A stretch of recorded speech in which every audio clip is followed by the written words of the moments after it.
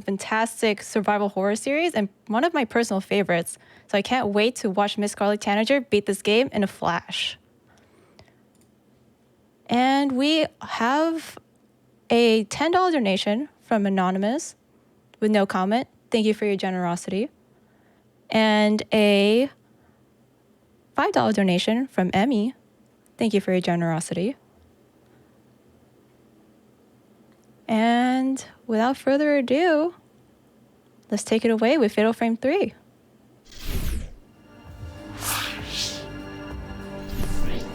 Hello.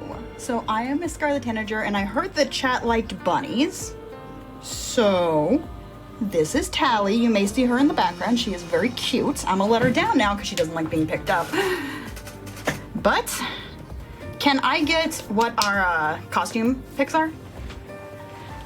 Sure thing. Doing one last refresh. And let's see. We have the ribbon for the cat. Okay. And we have the fox ears for Kay. Miku will be equipped with the cat ears. And Rei is actually a tie between the red yukata and suit. I mean, if it's a tie, I'm always gonna pick suit because it's my favorite. Let's go with suit then. Okay, and just for the other ones, just to make it even Stevens, we will give Rei cat ears as well. And then did that actually save? It did, and we are playing on Nightmare, if I recall. Right? Yes, we are. We reached that challenge, and you will be playing on New Game Plus on Nightmare mode. Alrighty, so Extra spooky. Extra spooky. Actually, it's the only mode in New Game Plus that actually does get dangerous. Oh right, and I almost completely forgot. I am joined by on commentary. Want to introduce yourself? Hi, I'm Galasrinie. I don't run Frame for Tales, but I'm here to provide emotional support and also to learn about the run with chat as well, learning about this run. So I'll be asking questions and helping out. Yes. All right, so time is going to start as soon as I hit on the Nightmare. In 3, 2, 1, click. All right, so Fatal Frame is, of course, a very spooky game where you get ghost to model for your camera. Now, the difference between New Game Plus and New Game, obviously we had that big screen that you just saw and we were able to pick costumes. But the difference is in a normal, beginning New Game Fatal Frame, you have a weak camera and you have to level up the camera using spirit points that you get. Now, in New Game Plus, instead of having a normal camera, you have a bazooka camera. Your camera is fully upgraded and has everything unlocked, and because of that, if we were actually playing this on easy, if that incentive had not gotten met, I would have been able to one-shot everything in the game up to and including the final boss. But because we are on Nightmare, that is no longer an option. So it does make some parts of the run a touch more dangerous. I want to ask, what are the difference between Nightmare mode compared to like normal or easy for this game? The difficulty. So most of the difference comes in how much damage the enemies do and how aggressive they are. So in a normal run, you might get hit. You might be able to take a couple hits before you need to heal. In Nightmare, you need to heal after every hit, pretty much. Now, what I'm doing right now is called stair skating, and you may know that term from a lot of other games because it's actually a fairly common type of glitch. It is also present in Fatal Frame 1 and 2. I can't remember if it's in the ones after this, but I know it is in 1 and 2. But it's different in this game. In Fatal Frame 1 and 2, you do the stair glitch by spamming the run button while going up or down stairs. In Fatal Frame 3, you have to flick your control to the left or to the right, to the side, it's hard to explain, but in a weird sort of way in order to trigger the glitch, while also spamming the run button. which can sometimes make it a little bit difficult to pull off. And if you don't do it correctly or you do it too soon after getting on stairs, you actually end up going really slow. And your character almost stops in place running. So you have to be careful when you trigger it and how you trigger it. Also, yes, there are bunnies behind me.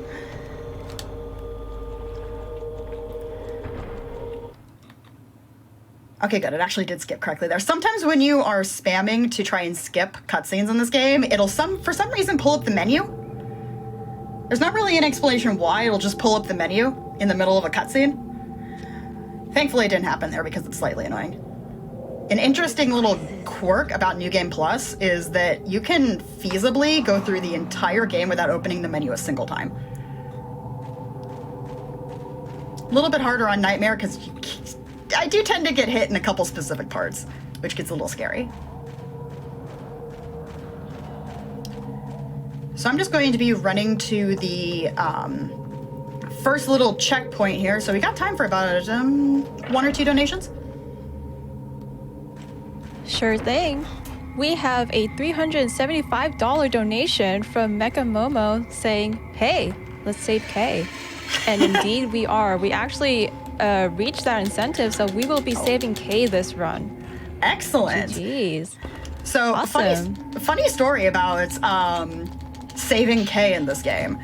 It's actually not a category on speedrun.com. Fatal Frame 3 doesn't have a good ending category because the game is so long, and what you do to save K only takes about 5 to 10 minutes depending on how fast you go.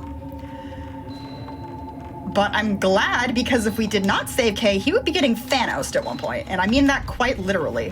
Whoa, that's not the way that's supposed to turn. Okay. So this is Yoshi. Her name's Yoshino, but I call her Yoshi because I find that funnier.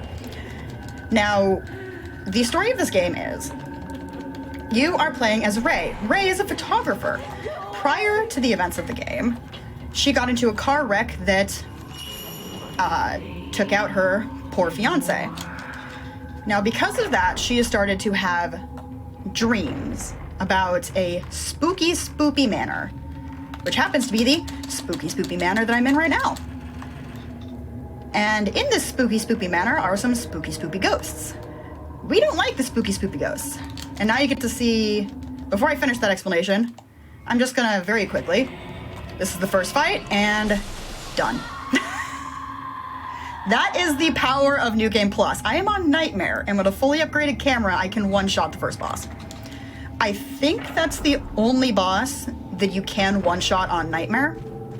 If I was playing on normal New Game, I would not have been able to do that. Which is sort of an upside to playing New Game Plus, at least for your first few runs, so you can sort of learn. But anyway, the game is split up between nighttime and daytime sections.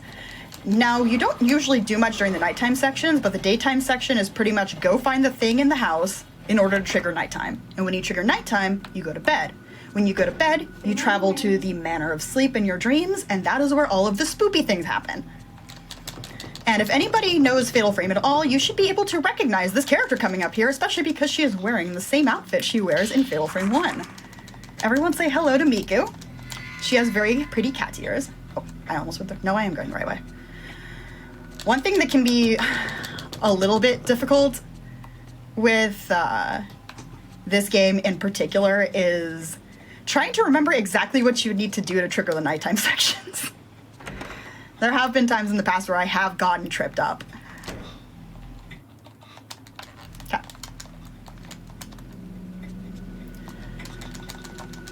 And here is the lovely camera obscura. There isn't any ghosts that you fight in the house. There will be ghosts in the house. Not yet, but there will be ghosts in the house. You just don't fight them. They just show up to be spoopy.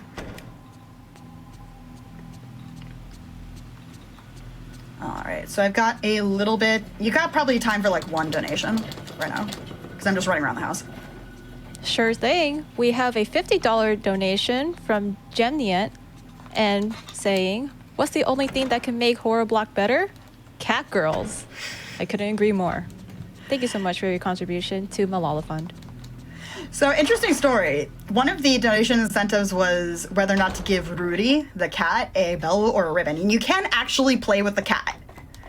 I can never remember how to... I know how to trigger it. It just doesn't always trigger entirely because if the cat's asleep, Ray will just walk up to her and hold out her hand and be like, play with me, and the cat will just sit there. But if the cat is awake, the cat will, like, rub against your hand and you can give the cat pets. That's really cute. Yeah.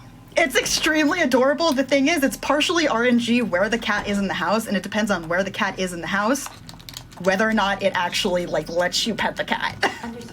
So I can't guarantee cat pets. I can make an attempt, but I can't guarantee cat pets.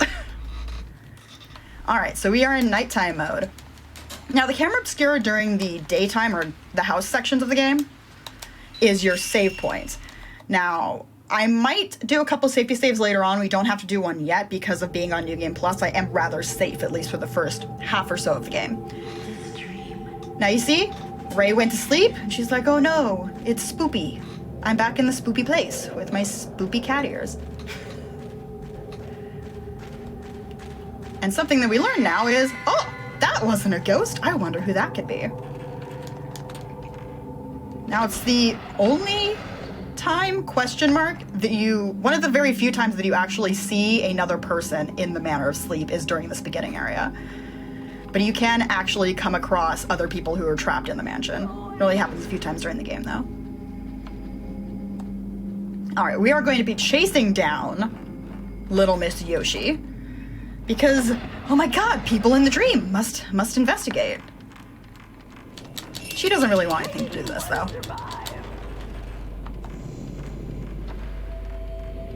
And of course, just like survival horror fashion, she goes through a door and it's suddenly locked.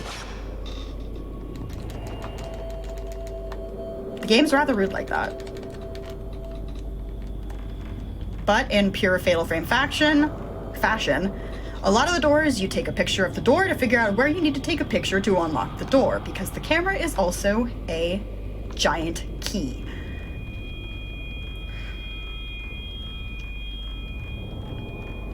But thankfully, I've played this game before, and I know exactly where I need to go to unlock it. Which is right over here. With this ghost, I call him Jeff. I don't actually call him Jeff, I just pulled that name out of thin air right now. His name's Jeff now. Do the ghosts ever have, like, actual names in the game? Actually, yes. A lot of them do, actually. A lot of the ghosts do, but some of them, they have names, but they're more like the monster names. Some of them are named characters, because you have, like, this ghost right here is just Mother, because it's a mother and child duo. So she's just Mother. There are other ghosts who are ghosts of characters, like the main ghost of this game, Reika. So we're playing a character named Ray. The main ghost of this game is Reika. They're voice acted by the same person. They are very heavily, like, supposed to have all kinds of connections between them like that. So here's a person, an actual person. This is not a ghost. Her name is Yoshi, and we're going to abandon her because we're rude. But my favorite ghost name in this whole game has to be Stroller Grandma, or Grandma with Stroller. I can't remember which one it is. It's either Stroller Grandma or Grandma with Stroller, and I kid you not, that is the name of the ghost. And you very rarely see it during normal gameplay. I think in all of my runs of this game, I've only seen it during regular gameplay twice. And one time it killed a run because Stroller Grandma hits like a truck. Hey, look, kitty. Will it let me? Ah, darn it. Okay, that's not one of the times that you can interact with the cat. So no cat pets yet.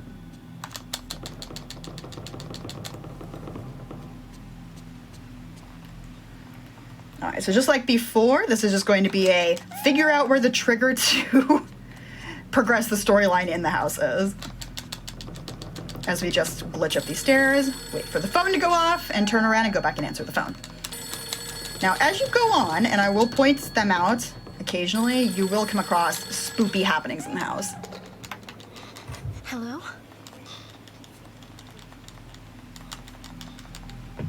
right, so Miku's giving us a call, telling us what's up, that they found the comatose body of the person that we saw in the dream. So that person is still alive. We found her, except she's comatose. Now the problem is, the cutscene that I just skipped there, we went to go see the comatose character, and she got, for lack of a better term, Thanos'd. You go and see her in the hospital, and while you're there, she turns into a pile of ash in the hospital bed. We don't know why yet, but that is definitely something that can happen to Kay if we hadn't met that incentive. So, chat, you saved a man's life. Good job. Proud of you. Proud of you, chat.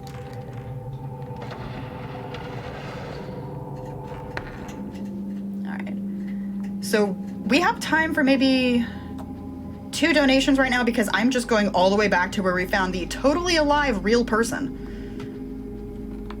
Sure thing. We have a $125 donation from Tank Treads saying, earlier I heard something about a $125 trade. Am I too late for that? Let's go. Speaking of $125, if you donate a total of $125 by the end of Frost Vitals, you could win a super ultra rare PS5. And on top of that, you'll be entered to win a Skytech custom gaming PC. So I think that's a great deal. Donate to a great cause, Malala Fund, and enter to win some awesome prizes. You can check out the full prize list at GamesDoneQuick.com on the prizes tab. So, totally alive person is not quite so totally alive anymore because she got Thanos in the real world. So she's not a real person anymore. She is a ghosty goo. She has turned into a boss, and we need to take her out. But the problem is we can't actually take her out. Come on. We can't actually take her out until we take out all of these weird little ghosts around her. Cool. Now we're just going to make little circles around her because there's literally nothing you can do until she decides to get up. Thank you, Yoshi. And now we just gotta wait. Come here. Come here. Come on. Come on. Hello. Oh, I missed it. There we go. Oh, no, that didn't kill her. Okay, fine. Sometimes she does this. If she goes through the wall, you kind of have to wait. There she is. And she's gone. Poor Yoshi.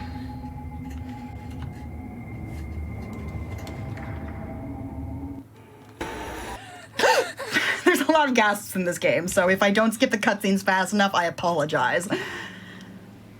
But Ray has a tendency to do frightened gasps every time you wake up.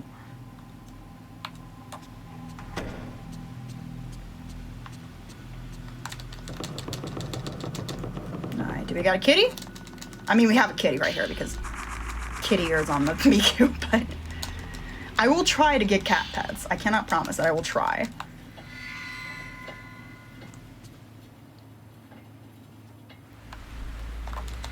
Alright, so we're going directly into Hour 2, which is Chapter 2 of this game.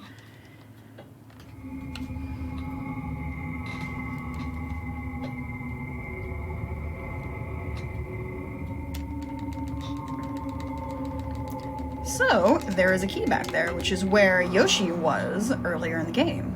We want that key, so we're gonna grab that key. Cool.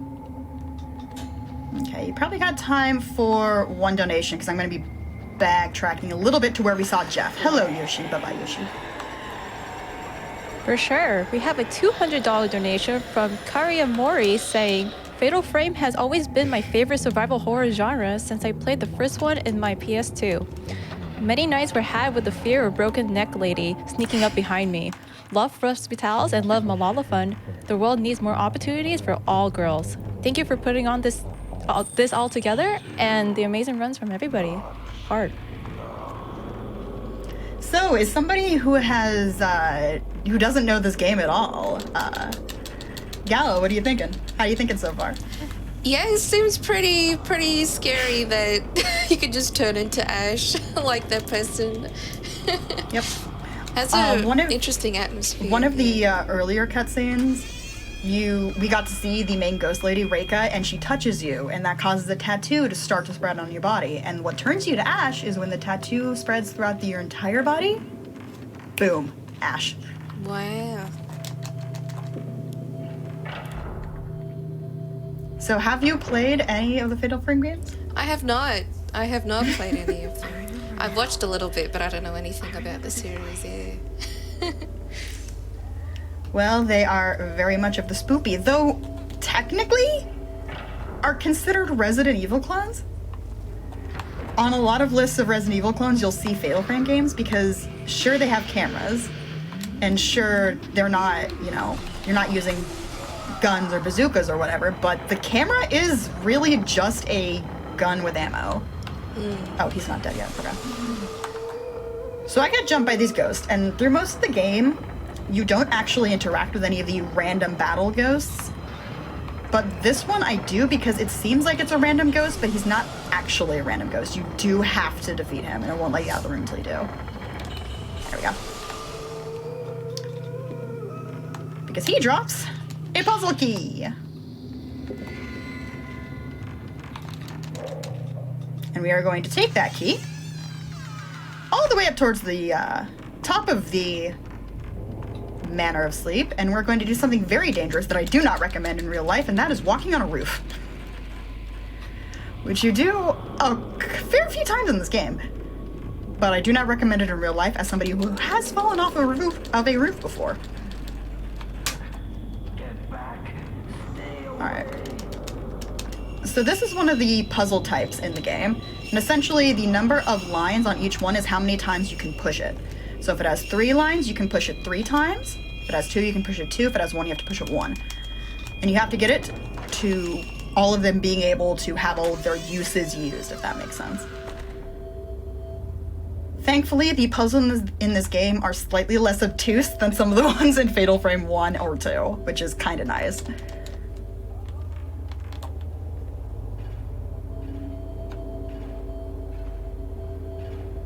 Though the downside is you can't really run. She's being careful on the roof. Yeah, being very careful, especially because she's in heels. For some reason. Apparently Ray dreams of being in an office with heels. That doesn't seem like a fun dream. Granted, none of this seems like a fun dream. Hello, Ghosty. How you doing? Can you not? Thank you. So I'm not actually using my regular shot. I'm using what's called the crush lens. There are 2 ways that you can do damage in this game. You can either use an ability, which generally you unlock as the game goes on, or you can do a regular shot. For most of the game, for all characters except for Miku, which, spoiler alert, we have 3 playable characters in this game, I'm going to be using almost exclusively the powered up lens shots. So crush lens for Ray and the blast lens for Kay. Miku doesn't get to have special abilities like that because she has even more weird mechanics to her combat that I will get to when we actually play as her. There we go. So I just picked up a key, which will let me go into the area. So you may have seen that when I went down this corridor, I went through a door and there was this little courtyard with snow falling, and then I just turned around and noped out of that room because the other room in that area was locked. I just went and got the key, so now we can open it and go onwards to more adventure.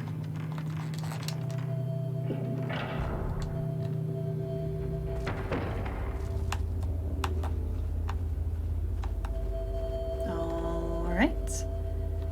And I open the door. If I button mash loud enough that it probably gets caught on the caught on the mic. Alrighty. So the little ghost man there, that is you. Not Y-O-U-U, Y-U-U-U. Because Japanese naming conventions. So you is Ray's fiance, deceased fiance. You as in you, not you as in U-O-U. Yu's ghost is wandering around the Manor of Sleep, and each character has a person they are chasing through the Manor of Sleep throughout the game. Rei is chasing her dead fiance, Yu. Also, there's Yoshi in the kitchen. It's the beginning of ghost hauntings in the house. Thankfully, you can't get damaged in the house, but you can see spooky things in the house, and I will point them out. Miku will be chasing her brother, Mafuyu. If you've ever played the first game, you know who Mafuyu is. If you've ever played the 5th game, you know why Mafuyu is unfortunate. And now we're going to break into Miku's room because she left something on her desk. And the character that Kay is chasing, well, we will just wait on that one. We'll just wait until we get to play as Kay. I'll leave that one as a little bit of a surprise if you haven't played this game.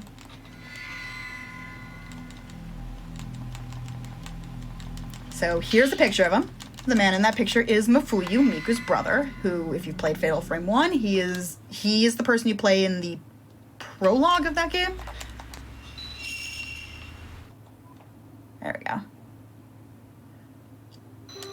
Do we know how come her fiance died? Yes, I mentioned it earlier that she got into a car crash.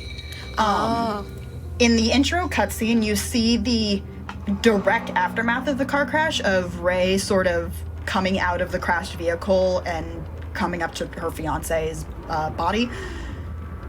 Hello, Ghosty Goo. Bye-bye, Ghosty Goo. Now, prior to the game's events, every one of the characters had some sort of loss. Miku lost her brother, Mafuyu, in the first game. Rei lost Yu, her fiance, in a car crash that she was the driver in. So Rei got out of the car crash with absolutely no injuries, but she was the one who crashed the car. So she blames herself for the entire game for the death of her fiance. Yes. And Kay, poor old Kay, is the uncle of a character that we'll talk about when we get there, because he's technically the only person of the 3 who's not chasing a ghost. He's actually chasing a person, a living person. But now we're just going to creepily follow a ghost girl, because that's always a good idea in a Fatal Frame game.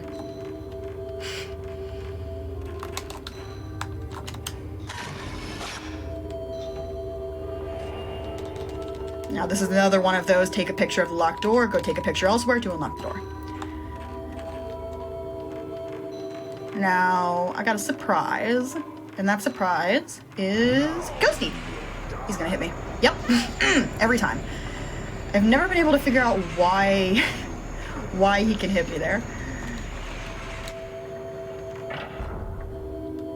But thankfully, I shouldn't really have to worry about it, so I will only bother healing if I see the filament come up. It's in the bottom, I can't remember if it's the bottom left or bottom right off the top of my head, but the filament, if the filament pops up, you got a ghost around you. And then that's spoopy, we don't like that. I mean, we do like that because it's horror block, but it's spoopy. Though I do find it kind of funny that I'm closing horror block 2 GDQ charity events in a row. So you've got time for probably 2 or 3 donations, because we are going all the way back to where one of the very first pictures I took was, right after getting the camera. Excellent. And I'm actually, happy to report back to you guys that we just hit over 62,000 raised for Malala Fund. Thank you so much for your generous contributions to a fantastic cause. And just a reminder to everybody, Malala Fund is working for a world where all girls can learn and lead. Malala Fund advocates for resources and policy changes needed to give all girls a secondary education, invest in local education leaders, and amplifies the voices of girls fighting for change. So thank you, everybody. You can learn more at malala.org. Keep going. And we have a $25 donation from Cho saying, "This game has me so freaked out. I once jumped in fear in Ray's house because I didn't see Ruri as she meowed as I went past her." I love this series. Thanks so much for showcasing it. That can happen as you're going through the house. Ruri can randomly meow if you get within vicinity of her, but not necessarily when she's in camera, or when she's in like camera view. And it's really loud. But you still got time, so give me some more. For sure. We have $30 from Eldridge saying, "Horror Block is my favorite of any GDQ event. comfy spoopy vibes to everyone watching. And a $20 donation from M&J saying, support of Spectrolyte and the Malala Fund. Thank you, Spectrolyte, for telling us about this amazing gathering of love, social progress, and equality in gaming. Here's to educating young women around the world. Thank you, everybody, for your generous contributions. All right, so coming up here is way back in, I don't know, 20 minutes ago. We were about here. There was little Yoshi back when she was still alive, sitting down there, and we're going to actually look down here and take this picture. Now, it takes away camera control, or it takes away control, so I can't actually do anything right now. I have to actually wait for the door to unlock, or the lock to go away. All right, so remember the door where I took the lock, or I took the picture of the lock to show me where to go? We have to go all the way back there. I love this game to death, but it does have quite a bit of backtracking, so go ahead and give me some more donations. For sure. We have a $25 donation from Anonymous saying, donation trains for pets. Pet the cat and or bunnies. Here are 5 tickets to start donation train for pets. Yes, guys, let's go ahead and start a $5 donation train. And by the way, if you donate a minimum of $25, you'll be entered to win an OLED Nintendo Switch. So, cool prizes, donated to a good cause. Let's get this train going. I would love to actually get my hands on either the Switch OLED or the PS5. I have been unlucky. I have gotten neither. I've gotten neither of them. For those who don't know me, as a hobby, I refurbish old PlayStation consoles or old consoles in general. I have probably 40 PS1s in my garage right now. So not having a PlayStation console, it wrecks me. It wrecks me. So one of these days, maybe this time, I'll have to make sure that I donate for that incentive. Y'all should too. Because it's probably going to be the only way you're going to be able to get a PS5 for a while. Okay, got time for probably another 2 or 3 donations, because we got a while to walk back. Yes, for sure. We have a $500 donation from Char Bunny saying, there was an actual bunny. Happy face, happy face, happy face. Did Char Bunny miss the bunny? I feel sad now. Well, maybe if we can reach, I don't know, give me a goal. If we can reach a certain amount by the end of the run, maybe I'll pull out the other bunny, because yes, there's 2 of them. You may see them in the background, but I'll bring one of them up. I'll bring the other one that you guys didn't see up close, up to say hi. I just don't know for how much. Everybody, this is high stakes right now. You get to have an up close and personal bunny cam. And I've just been informed that we have a new incentive. Let's say if we can push $3,500 to unlock the Tails boss rush for Sonic the Hedgehog Forever. If met, Flying Fox will complete a boss rush with Tails following the Sonic the Hedgehog Forever showcase. So, bunny cam and Tails boss rush, anybody? Let's get those donations rolling. Actually, funny that you mentioned bunny cam. I actually have a bunny cam on my Twitch.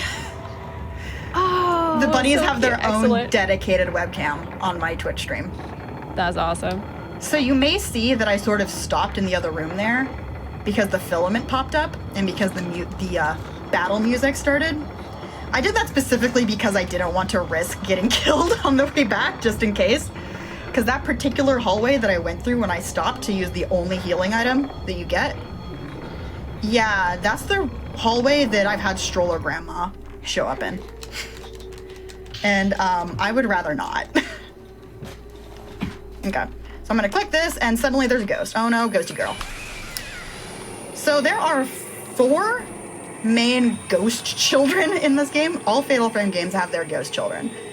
Now these ones thankfully don't fly yet. They will eventually. And when they start flying, it gets a little bit more dicey. That's when things start to get really dangerous. So when the children start to fly, you know things are getting dicey. Just keep that in mind. When children start to fly, things are getting dicey. Are there ever any, like, friendly ghosts in this game? Yes and no. Yes, there are. I don't think Fatal Frame 1 has any really friendly ghosts. Fatal Frame 2 has, like, one. This game has, 1.5, 2.5? 3. No, we'll say 3. It's one of them is sort of like, is he nice? Is he not? I will point them out when we get to them, but you've seen one of them already. So technically you, the ghost of Ray's fiance, is a nice ghost. He never attacks you or anything. There is Mafuyu's ghost. During Miku's sections, he never attacks you. And also during Miku's sections, there is a little ghost girl called Amane. So I just had a boss fight against one ghost girl. There is 4 of them in the game. 3 of them are hostile. One of them is never hostile during the main game. I think there is one of the, like, challenge fights that you can do against her. Okay. So instead of going directly to sleep, this is going to be one of the times that you actually have to do something during the nighttime section. Now, for some reason, the game makes you go talk to Miku, because you got a letter from Kay saying, hey, sometimes when people have lost someone, they get pulled into the manner of sleep. And the game doesn't actually let you go to sleep to go to the next chapter until you've talked to Miku, because guess what? It's time to play as Miku. We will no longer... Can I? Oh, darn it! Okay, still cannot pet the cat. I tried, chat. Does Miku have a camera as well? Or she's a bit different to play as? Oh, yeah, cool. Ray and Kay both have their gimmicks. During a speedrun, during New Game Plus speedrun at least, you never use Kay's gimmick. Kay's gimmick is entirely useless in terms of a speedrun. But Miku's gimmick is really useful. The downside of Miku, though, and if you guys have ever played Fatal Frame 1, you should know this area. It is literally the opening room of Fatal Frame 1 because the Manor of Sleep incorporates specific rooms from Fatal Frame 1 and Fatal Frame 2 into it, so it's sort of a nostalgia trip. But Miku's special ability is apparently being scared of candle flames and taking way too long. Okay. Her special ability is she can turn into Neo from the Matrix. In terms of slowing down time and being able to dodge things she shouldn't be able to dodge because of that. Now, technically, in a new game, you wouldn't have access to it until after the first mini-boss, I should say, which happens in literally the next room from here. But because I'm on New Game Plus, I can use it already, nice. Which is going to, which is going to make a complete joke of this boss. It's my favorite thing about New Game Plus. You play New Game, you struggle, and everything's difficult. And then you play New Game, and you just completely destroy everything. So I have to look at this door and realize I can't open it because I don't have the puzzle key. So, oh no, whatever shall I do? I guess I'll just run away. Oh no, there's a ghost man with a giant cleaver. So I'm just gonna casually slow down time and turn around. Just casually slowing down time. 2 and 3. And he's dead. So unlike with Kay and with Ray, I can't use the super powerful powered up crush lens or blast lens. I can't use any of the special lenses in the game as Miku, but the upside is 1, she can slow down time, and 2, she does double damage. She has the ability to charge up her camera times 2 instead of just the regular one-time charge. So usually if I wasn't playing on New Game Plus, you would see the camera charge up the longer you were on an enemy. But because I'm on New Game Plus, I have access to something called the Festival Lens, I think it's called. It's either like the Festival Lens or Festival Attachment or something. And what that does is my camera shots will always be maxed and I will never use film. So every shot I do will do max damage, and because Miku does double damage normally, she's kind of a cannon. Okay, where is she? Where are you? Where are you? So we got attacked by a ghost. This is my second favorite ghost in the game. Okay, she's gonna grab me, isn't she? Yup! Oh! Nope, get off. So what I just did there is called a dodge. There we go. If you attack... Okay. If you can use your attack button at a very precise moment of getting grabbed by a ghost, instead of getting grabbed, you do a little flash. And thankfully that 1 prevents damage and 2 gives you a second to turn around and actually hit them. Okay, let's see if I can remember how to do this. This puzzle always trips me up. There we go. First try every try. Alright. So, those who know Fatal Frame definitely know these areas. I was supposed to skip that cutscene. Darn it. Okay. Sometimes the camera will auto-lock onto the nearest enemy so long as I wait a half second after the cutscene. I did not wait, so it didn't happen, but it's fine. The fight's done. Now, you may think that I'm getting through these fights really, really fast, but trust me, had you guys not gotten that difficulty upgrade incentive, I would literally be killing every boss in a single hit. Which is one reason why I love New Game Plus, especially if you're new to Fatal Frame speedrunning, because it's definitely very beginner-friendly.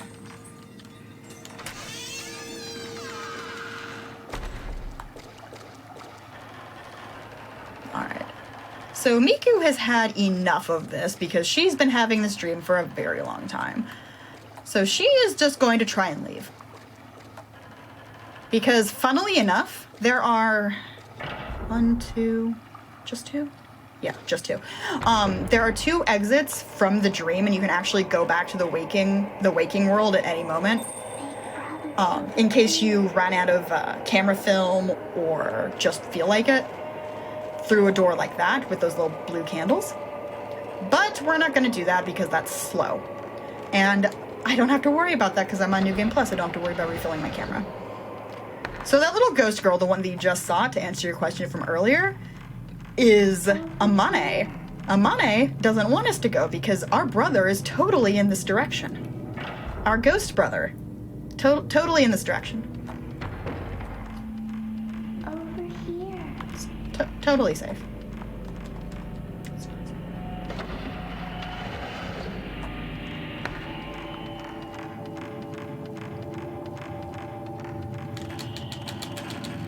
I messed up the glitch. So that was an example of how you can accidentally mess up the stair skip. I did it too early on the stairs, so Miku sort of juddered, stopped, and then went slow for a second. So we didn't find the brother. Instead, we found a totally not evil Reika. Alright, now let's go on cat hunt. Let's see if I can find the cat. So if ever you leave one of the rooms in the house and you get sort of a grainy effect on the screen, that means that there is a ghost haunting in the house. And if you look directly to my right, there's feet. There's ghost feet. There's ghost feet in my house. It's Yoshi. Yoshi's haunting my house, and she will haunt your house for the entire game. You will just find her in random places.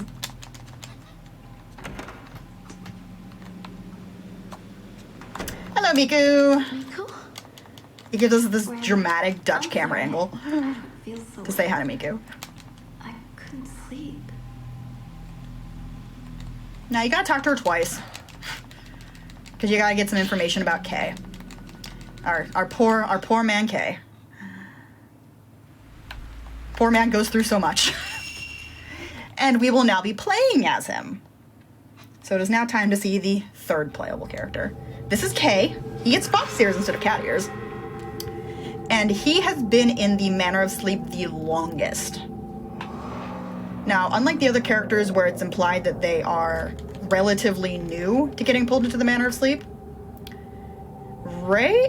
Kay has been there the longest, so he's already being chased by the main ghost. Also, you guys should recognize that little person that we just saw, if you've ever played Fatal Frame 2.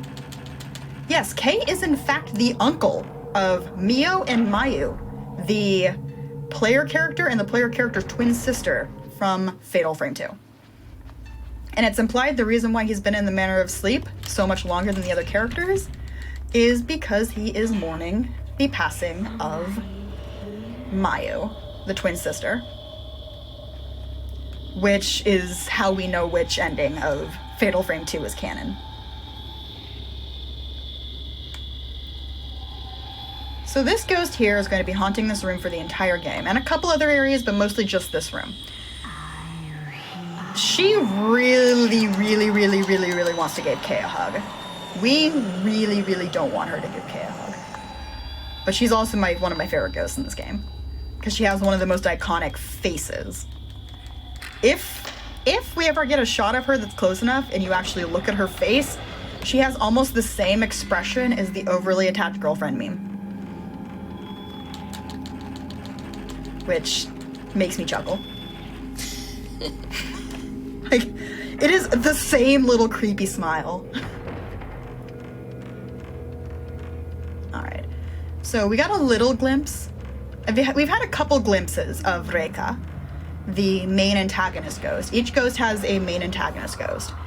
Now, the thing about Reika is she actually shows up a lot more than Sae did in 2 or Kirie did in 1. Because guess what? There she is, you guys. Yeah, she actually tries to attack you much earlier in the game than the main antagonist ghosts of the other games do. So I'm going to have to be a little careful here because I really don't want to get hit. But I have a really bad time usually getting hit here, so we're going to have to be careful. Okay, come on, turn around, come on. There we go. Alright, so I'm going to try and see if I can lead her this way. Alright, okay, we're good. So that was me being safe. Usually I go straight for the camera, which is right over here. Because the thing about Nightmare is everything in the game does at least more than half of your HP bar and damage. So even random ghosts can two-shot you, which makes the game very dangerous. Even if I may make it seem really easy.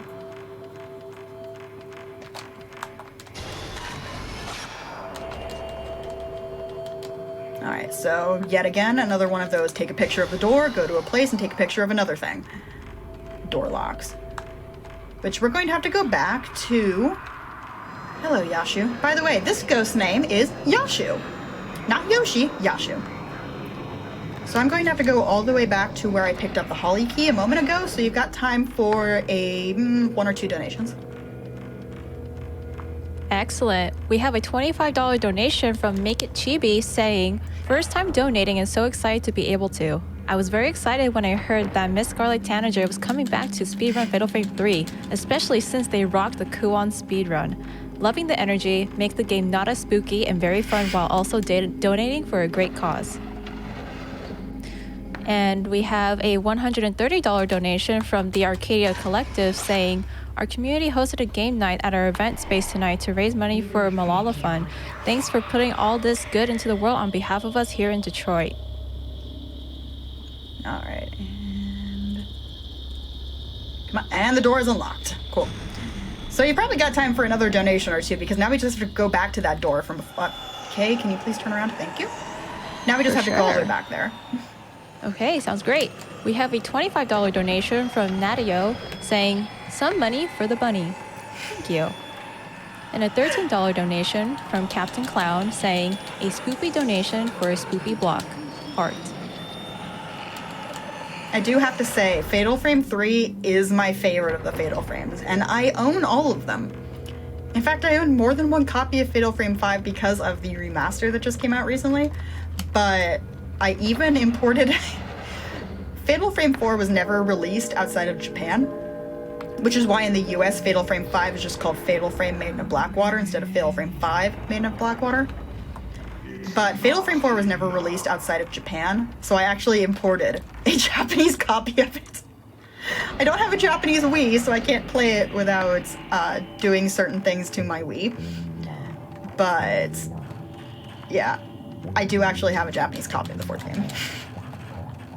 Have you run some of the other Fatal Frame speedruns besides Not 3? yet.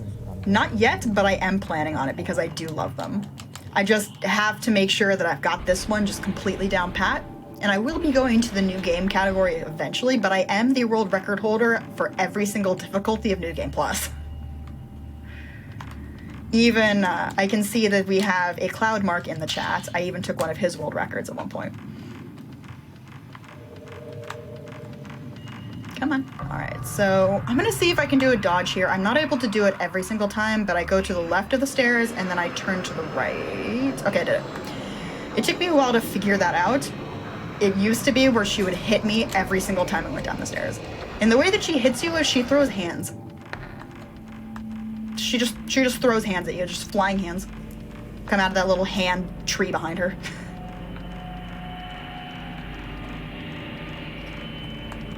But anyway, we got the butterfly key, and if you know anything about Fatal Frame 2, Fatal Frame 2 really likes butterflies. And because Mio is very much a Fatal Frame 2 character, well, the door that she went through is locked by the butterfly key. So now I just have to go back over there and go say hello to the protagonist of Fatal Frame 2. Who's totally fine. And not crazy. She might be a little bit. Just a touch. Because Kay, unlike Miku and Rei, is chasing a living person throughout the mansion. So Rei is chasing you, and Miku is chasing Mafuyu. Kay is chasing Mio. Mio is chasing Mayu. So it's just a stream of trying to chase each other through this wild, wild, spoopy mansion.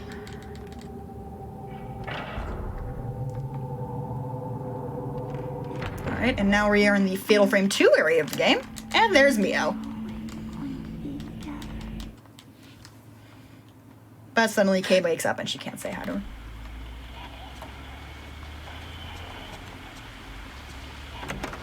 So this is one of a couple times where you wake up, quote unquote, and it's still nighttime. It only happens a couple times in the game. So we're hearing spoopy sounds. And who here has seen Ju-on or the American version, The Grudge? Anyone? So if you've seen The Grudge or Ju-on, if I was to watch this cutscene, which I'm not because that's slow, if you've ever seen The Grudge and you've seen the part of the movie where a character goes up into the attic and then gets something chasing after them, that's what happened in that cutscene. But thankfully, it was just a dream. Nothing bad happens in a dream, you guys. Nothing. Nothing bad ever happens in dreams.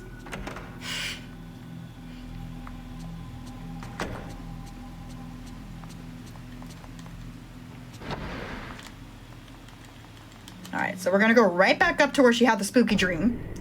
Because for some reason, the Spirit Stone radio from Fatal Frame 2 is up here. I don't think it's the exact same Spirit Stone radio, but for some reason it's in this random house, even though this house doesn't really have anything to do with Fatal Frame 2. Okay, now we are going into Hour 6. Yes, Hour 6. What does the radio do? Now, in Fatal Frame 2, it only makes an appearance once in this game. But in Fatal Frame 2, you can collect little, like, crystals, little stones, and you can listen to them using the Spirit Stone radio in order to hear, like, the last thoughts of the ghost that the stone came from. So it's sort of just, like, lore kinds of things. I see. But in this game, it actually does make a very important appearance, but not until the very end of the game. So we pick it up there, and then we forget about it until, like, literally the last chapter of the game. All right, so I took a picture there, and the point of this entire chapter is that photo had 4 ghosts in it. We need to go find all 4 of those ghosts in different parts of the mansion and take their portrait. And by take their portrait, I mean have a fight with them. Don't mind the strawberry jelly on the ground, you guys. It's just strawberry jam.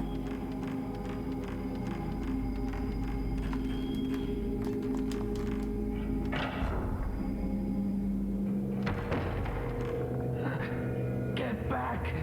Stay away! And there's some more strawberry jam on the ground. Don't mind it, it's fine.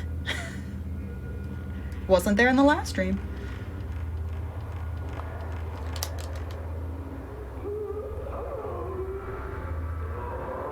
The ghosts in that room really like their strawberry jam.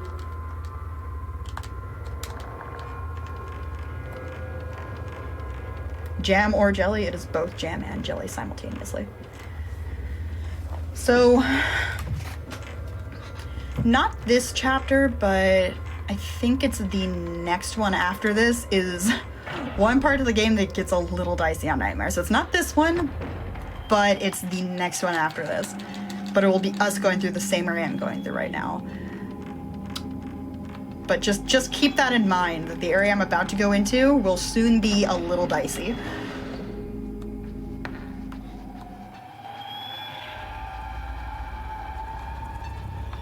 Alright, so Ray saw a little ghost child, a little ghost girl up here. So she decides to go follow the little ghost girl, which always ends well in a Fatal Frame game. Always. Except when it doesn't, which is every time.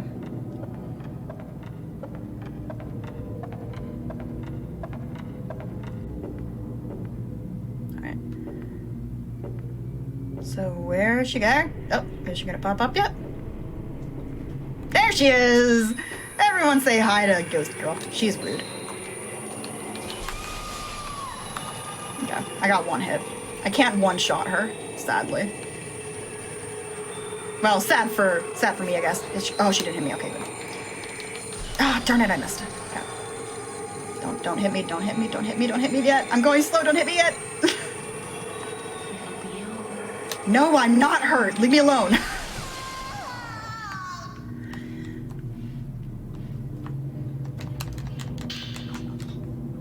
So the thing about those ghost children is you fight them maybe 12 times in this game. Wow. Yeah. That is one of the ghosts that they reuse a lot. And I guess later on they just want to try and make it a little bit more, you know, we're totally not reusing the same boss over and over again by instead giving them the ability to fly. When you're on those planks with her, is it possible to fall off those planks? Thankfully, no. Okay, that's good then. Yeah, thankfully it's not, because if it was, oh dear. Yeah, this is not Silent Hill 3. Yeah, no, like I can walk directly into them and nothing happens. The downside is though, you can't run on them. Yeah, I was noticing she was being very, very careful on them. Yeah, it's just like when she's walking along the roofs, which is in the next chapter going to be what makes this a little dicey. Because we are going to have to come back up here. And we are going to get attacked by that little girl again. But the problem is, oh god, like 75% of the time she hits me. And because it's on Nightmare, it makes it a little dicey. Because if she manages to hit me twice, that's game over, unless I can manage to get a heal in time. And because we do not yet have the item called the Spirit Stone, which saves you from death 1 time, since we don't have that yet, it is actually game over, so I will probably save, just in case. But you were saying? Yeah, I was just gonna ask if this game has checkpoints or like if you die, it brings you back to your last save. Nope. This is PS2 era. Yeah. We don't have that. We don't get that. Nope. PS2 era. We don't get autosaves. Which normally I would never save, during a run of this game, because it is generally fairly safe, even though I am on Nightmare, it is generally fairly safe. At least because I played it so many times. But sure, there's going to be a couple times that just for marathon safety, I will do a save before we start a chapter. Okay, I'm in the right spot. Yep. Cool. In order to keep the rift. Oh, that's what I meant to. Come on. There we go. And click. And that is the first of the 4 ghosts we have to kill. I can count. So it says that we're getting these new abilities for the camera, but we're really not because I already have them. Alright. So because this is Nightmare, there is going to be a couple times in the game where I do actually pick up film, even though I don't actually use film when I use the camera on New Game Plus. Because Miku and Kei start with a stronger film. They start with the Type 60 film, but Rei only ever starts with Type 14 and Type 7. So because of that, there will be a couple times like just then where I do pick up film as Rei just to give her the ability to use stronger film. Just to make later fights a little bit more palatable. A little bit less wisdom toothy.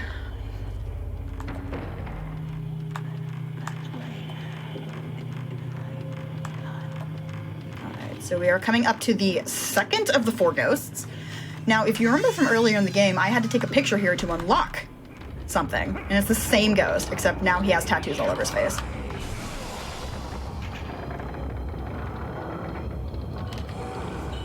And that's number 2. 2 down, 2 to go.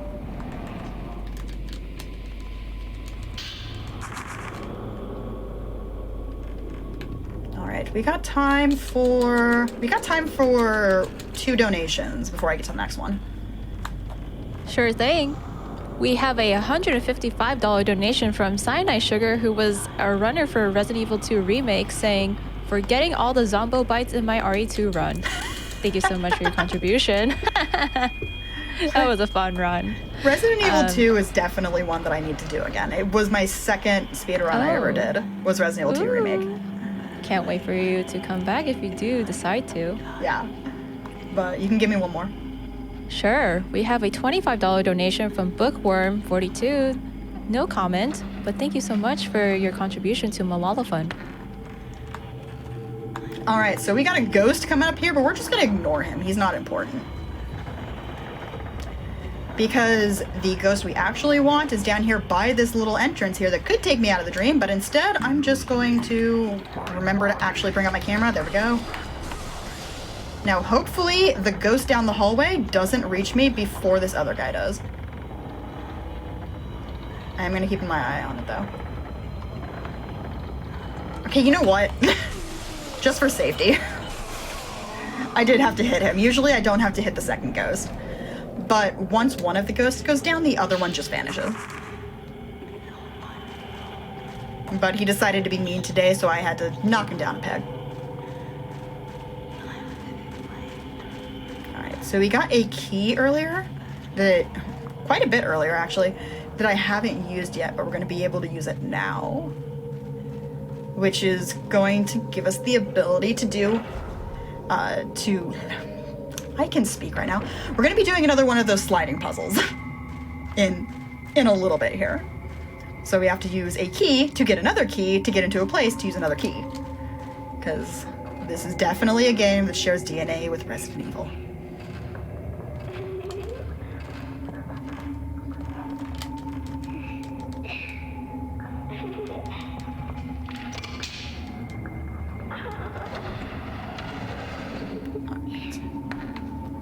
Hello there, ghost lady. Bye-bye, ghost lady. Okay. Alright, I'm just gonna go over here and pick up this. Now we have the second most powerful type of film for Rei. That's gonna make some fights later much easier.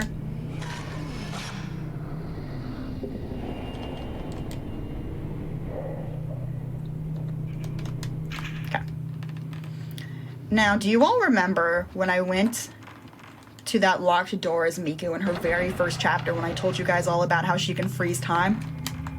I have to go all the way back there. So we've got time for 2 donations. Excellent. We have a $25 donation from Nintendo PC. No comment. Thank you for your contribution. And we also have another $25 donation from Leia S with no comment. But thank you so much for your contribution to Malala Fund. You could probably give me another donation since those don't have comments. Sure, for sure. We have a $150 donation from Wampa Stompa saying, "Yay, GDQ. Keep up the great work, everyone." All right. So now we're going into the realm of Fatal Frame 1 again, because this entire area is very interconnected. Though, funnily enough, we're going to spend more time in the areas of Fatal Frame 2 than Fatal Frame 1. It's just, it front loads a lot of the Fatal Frame 1 areas. So this little area has that puzzle, and this one I sometimes have a hard time with, so let's see if I can actually remember how to do this. I'm focusing a little.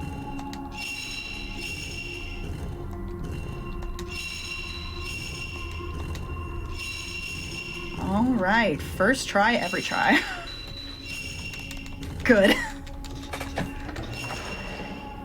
Because there's not really any way to at least not for me, there's not really been a way to memorize the solution to those puzzles. You just have to get good at them.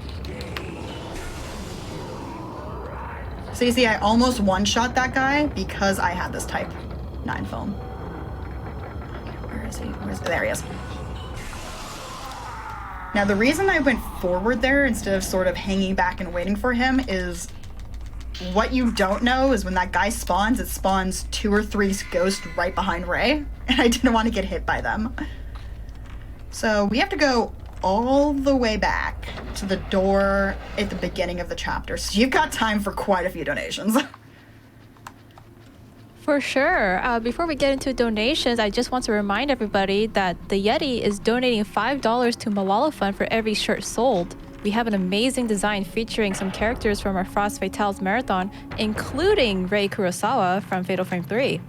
So check out the awesome artwork and be sure to snag some swag from the Yeti's official Frost Fatales 2022 collection at theyeti.com. I'm definitely going to have to get one of those t-shirts because it has Ray on it. Yes, absolutely, absolutely. As will I. And going to some donations here, $25 from Garnet saying, "Back again for another dono. Work's been keeping me busy this week, so I haven't been able to watch live much, but what I have been able to catch both on Twitch and from YouTube uploads has been great. Thanks for all your hard work, y'all. You're all doing awesome." Thank you for catching our VODs and supporting our runners and our cause. Appreciate that very, very much. All right. So I happened to see in the chat somebody mentioning the director's cut of the Fatal Frame games, and yes, Fatal Frame 1 and 2 got quote-unquote director's cuts that came out for Xbox that had some quality of life changes and some extra endings. Sadly, Fatal Frame 3 did not get the same treatment. So the only way that you can play this game is to play the PS2 version, which for PS2 era horror games and older horror games in general, it's actually not that expensive to get a copy of this game comparatively, which is nice. But you can also get it digitally on PSN. You can get 1, 2, and 3 on PSN. So if y'all wanna show this game some love and get into it yourself, you can do that. So we're just gonna listen to this totally fine phone call. Yes. Kurosawa speaking. I noticed that the ghost feet went in the same place from earlier. Yep. There will be many, many times where the ghosty goos just jump around the house. Now, I'm not going to show the vast majority of them because literally every time you go in and out of a room... Now, is the cat on the... I'm going to waste a couple seconds here just checking something. Oh, there's a ghost right there. Ghost has possessed my TV. Okay. All I was trying to do was check for the cat. Instead, I got a possessed television. Okay. No kitty yet, you guys. I'm trying. There's only very specific times where you can interact with the cat.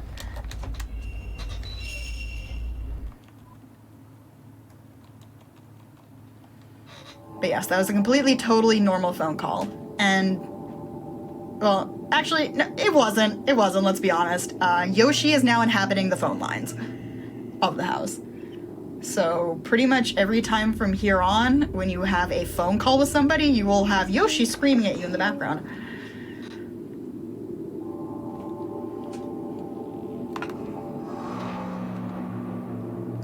Alright, so now we are back to playing as Little Miss Miku.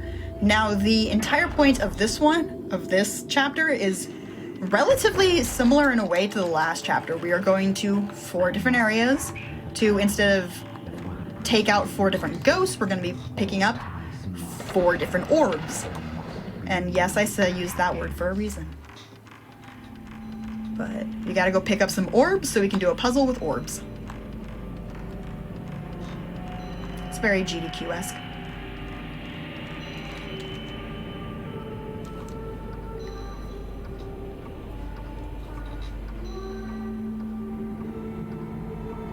So one little thing about this game is Miku and Kei specifically can do some things in the mansion that each of the other characters can't.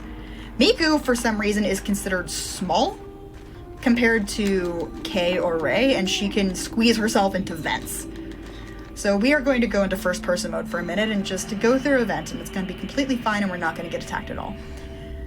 But Kei can push bookshelves around in some specific areas to open up parts of the game. We're only going to use that a couple times.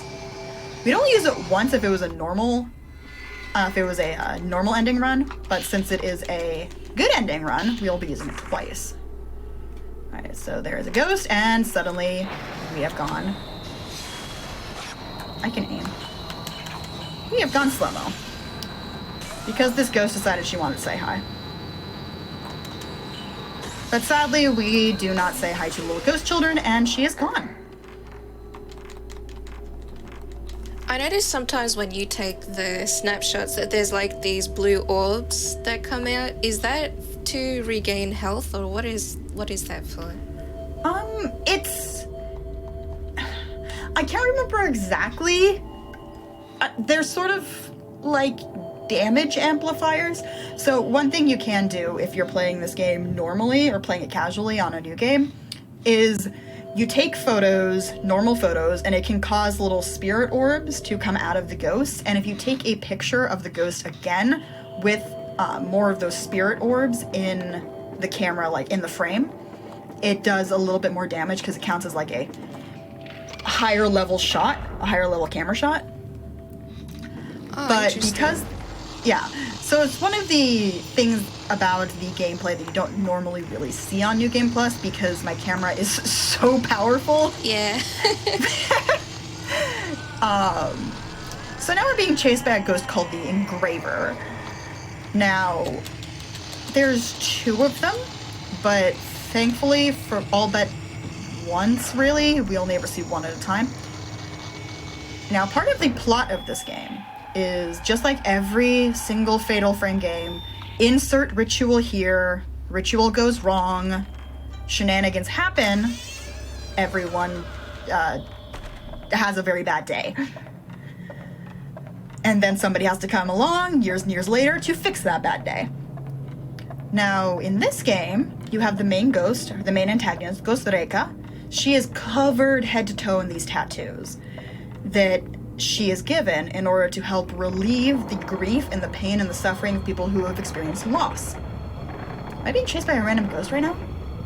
Weird. And as part of that ritual, she would then have to be impaled by 4 child priestesses, which is the 4 ghost children we've been seeing.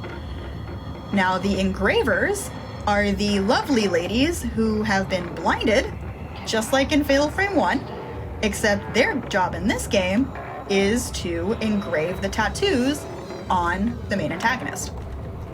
The thing is, because now they're evil ghosties, they want to give you some tattoos too. We don't want their tattoos.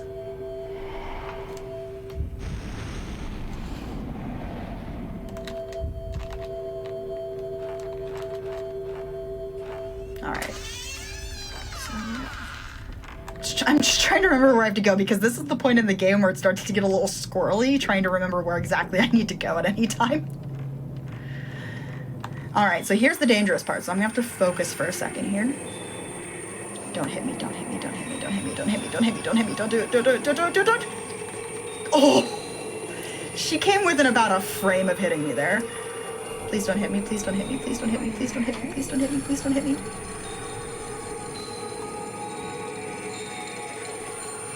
I have actually lost runs here before because she's managed to hit me twice before getting out. Am I free? Because I can't run here, I can't really dodge her very easily. Yeah, can't run away from them if they're really close. Yeah. Okay, we're good. We're good. I got out without getting hit. And it is largely RNG whether or not I can get out of there without getting hit. Now, I could turn around and just hit her with a couple shots to take care of her. But that takes time. And this is a speed run. This speed run's already 2.5 hours long. We don't need to be adding more minutes to it, except we will be because we'll be saving. Okay, but, you know, is what it is. Alright, I'm just going to be going to collect a couple orbs from a few rooms in this little main hub area here, so we've got time for a couple donations. For sure. We have a $250 donation from Say Ryu X with no comments. Thank you so much for your contribution to Malala Fund and supporting our runners. And we also have a $25 donation from Venska Fish with no comment. Thank you so much again for your contribution as well. Alright, we got some time for a couple more. For sure. $10 donation coming in from Oh Pizza Yeah. Continue to do your great work. Gotta go fast. And another $10 donation from Anonymous with no comment, but thank you so much for your contribution. Still got time for a couple more, because I'm just collecting some orbs. Yeah, I'll take this time to actually shout out an incentive that we have going on right now. We actually have a $1,063, I can speak totally, raised for the Tails Boss Rush incentive for Sonic the Hedgehog Forever. If met at 3,500, Flying Fox will complete a boss rush with Tails following the Sonic the Hedgehog Forever showcase. So be sure to get those donations in. All right. So yeah, somebody mentioned it in chat, and I probably should point it out. Yes, my rabbits are named Garrus and Tally, and they are named after exactly who you think they are, if you recognize those names. The white one is Tally, and the gray one is Garrus. Now, they want you guys to donate for charity. So you guys gonna disappoint the bunnies? I hope not. Look at them, they're too cute to disappoint. Alright, still got a little ways to go and a little bit of backtracking to get to the next orb. So you still got a time for about 2 donations. For sure. We have a $15 donation from Nadio, and it's saying, for $15 more to the runner, face your fear of frantic phrases and flashing lights in Fatal Frame by repeating this fable of a comment for Frost Fatales. That's a bit of a tongue twister there, huh? Alright, so we are coming up on the 4th orb, which, since I'm on Nightmare, the fight that comes after getting this orb can get a little dicey, but because I have slow-mo and I'll be able to actually go around at my normal speed, it's not as dangerous. I haven't lost a run to it before, but marathon luck being what it is. Alright, so we're going to be being a little sus right now. We're going to be a little sus. We're going to go into some vents, because Miku is the imposter. She's the imposter of this game. She can go into vents. But turns out there's an imposter for the imposter. There's a ghost in the vents. She can't do anything though, because we're just going to go past her. Unless the game locks you in a room, there isn't really any ghosts that you have to fight in this game. Funnily enough.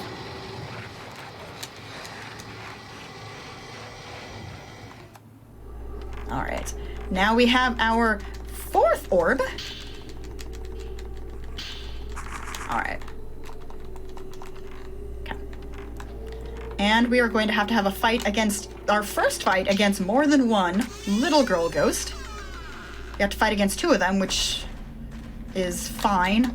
Later, it's going to get even worse. We're going to have to fight against 3 of them at once. Okay, I'm immediately going to do this. I think I was too high up. Oh, oh. Please don't hurt me. That's not very nice. Okay, they missed. Cool. So just for marathon safety, I'm actually going to keep slow-mo going for as much of this fight as I can, because it increases my reaction time for the fight. I'm going to wait a half second with it off here, so you guys can get a very good look at what it looks like. Okay. I don't think I'm going to have a... No, I'm not. Okay. And... there we go. Because while I was practicing this run, this fight did actually almost kill me. It was almost the first time I lost a run to it.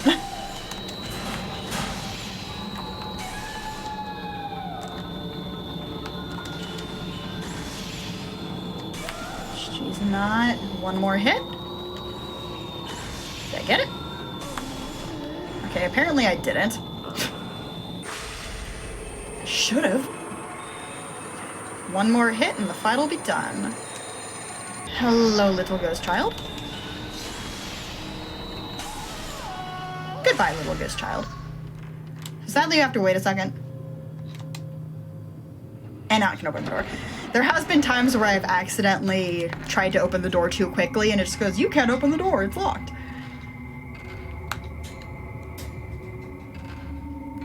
Alright, now we gotta go take the orbs back to where we started the chapter and do the little orb puzzle that will show you guys the first real instance of the song in this game. So Fatal Frame... where am I going? Right. So Fatal Frame 1 had Kagome Kagome is a little song in it. I don't think Fatal Frame 2 had a song that played except for the one over the credits. This game has creepy ghost children singing a song about impaling a shrine maiden. So get used to it. It's going to get sung quite a few times. And fun little anecdotal story. I was singing the song in the shower once, and my roommate knocked on my door going, "Are you okay?" Because the song's really creepy. Okay, so now we're just gonna touch the orbs and use the orbs in the correct orientation for the song, and the song's done.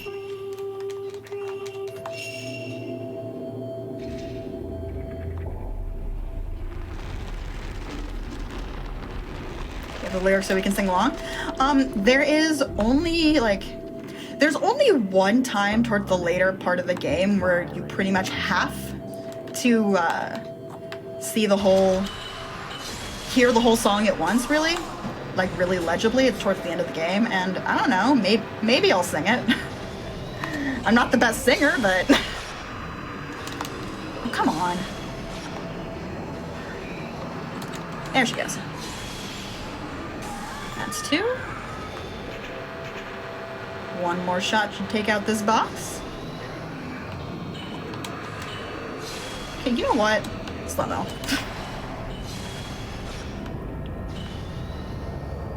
Please don't mind this total inability to aim here. I swear I'm good at this game. I am, I promise.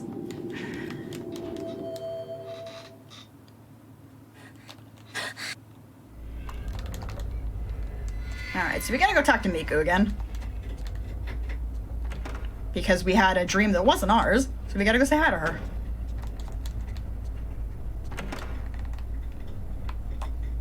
She has the kitty again. The kitty likes to hang out in Miku's room. Sadly, because that means less cat.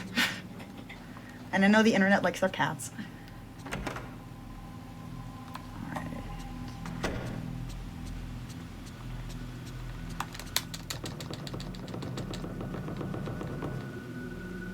Ooh, the cat is indeed awake on the couch. Can I say hi to the cat?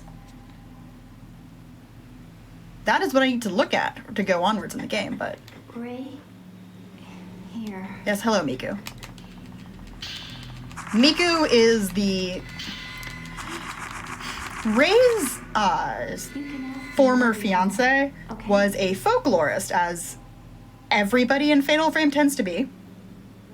It's raining again. And his assistant was Miku, so Miku did all the research for him. Lately, Oh, come on, don't do me like this, Miku, please. Please, I want to talk to the cat. back when I was a child. Chat, I'm sorry. I'm sorry. I apologize. Miku is preventing me from giving pets to the cat because the triggers overlap each other.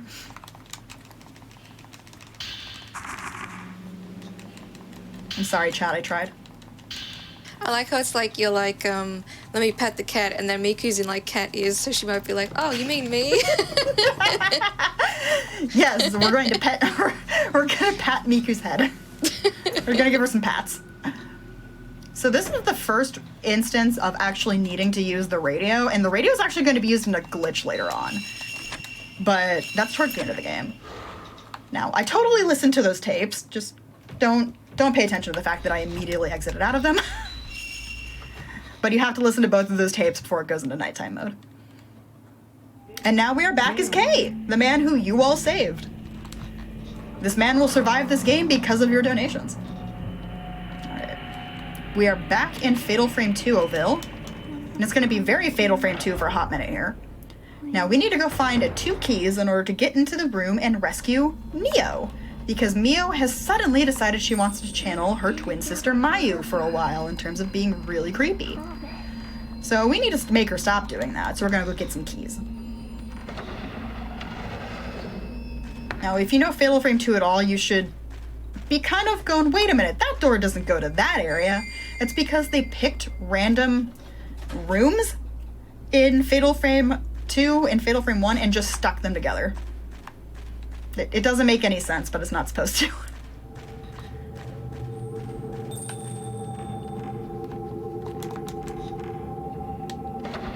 But this is one of the times where if you know Fatal Frame 2, you're kind of helped. Because there's a key here, which is where the key, I think where the key was in Fatal Frame 2 as well.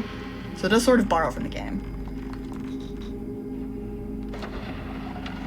Also, we have to be careful in here because there is a little Reika currently chasing us. Trust me, she is. You may not be able to see her, but she's there. I'm just too fast for her.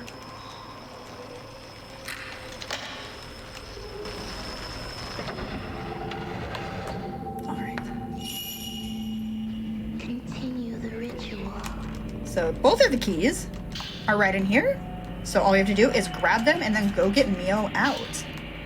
But there's going to be a slight problem. Ignore that ghost girl. She's not important right now. There's going to be a slight problem that we will see in just a moment here with trying to get back to Mio. Because it's Fatal Frame, there's always a problem.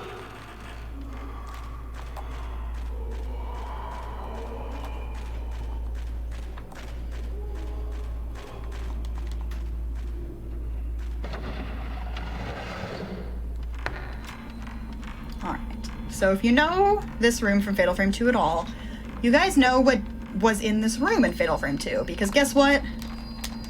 He's back. It is the Kusabi from Fatal Frame 2. Technically it's a different Kusabi, but it's the same ghost type. So we have time for maybe like 5 donations right now because we are now locked in this room. We cannot kill the ghost. So we just have to run around until the game decides it wants to unlock. For sure. We have a $25 donation from MacMog saying, have we tried offering the ghost a hot Wendy's Frosty Dairy dessert?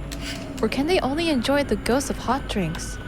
I've lost track of the backstory. Thank you so much for your donation.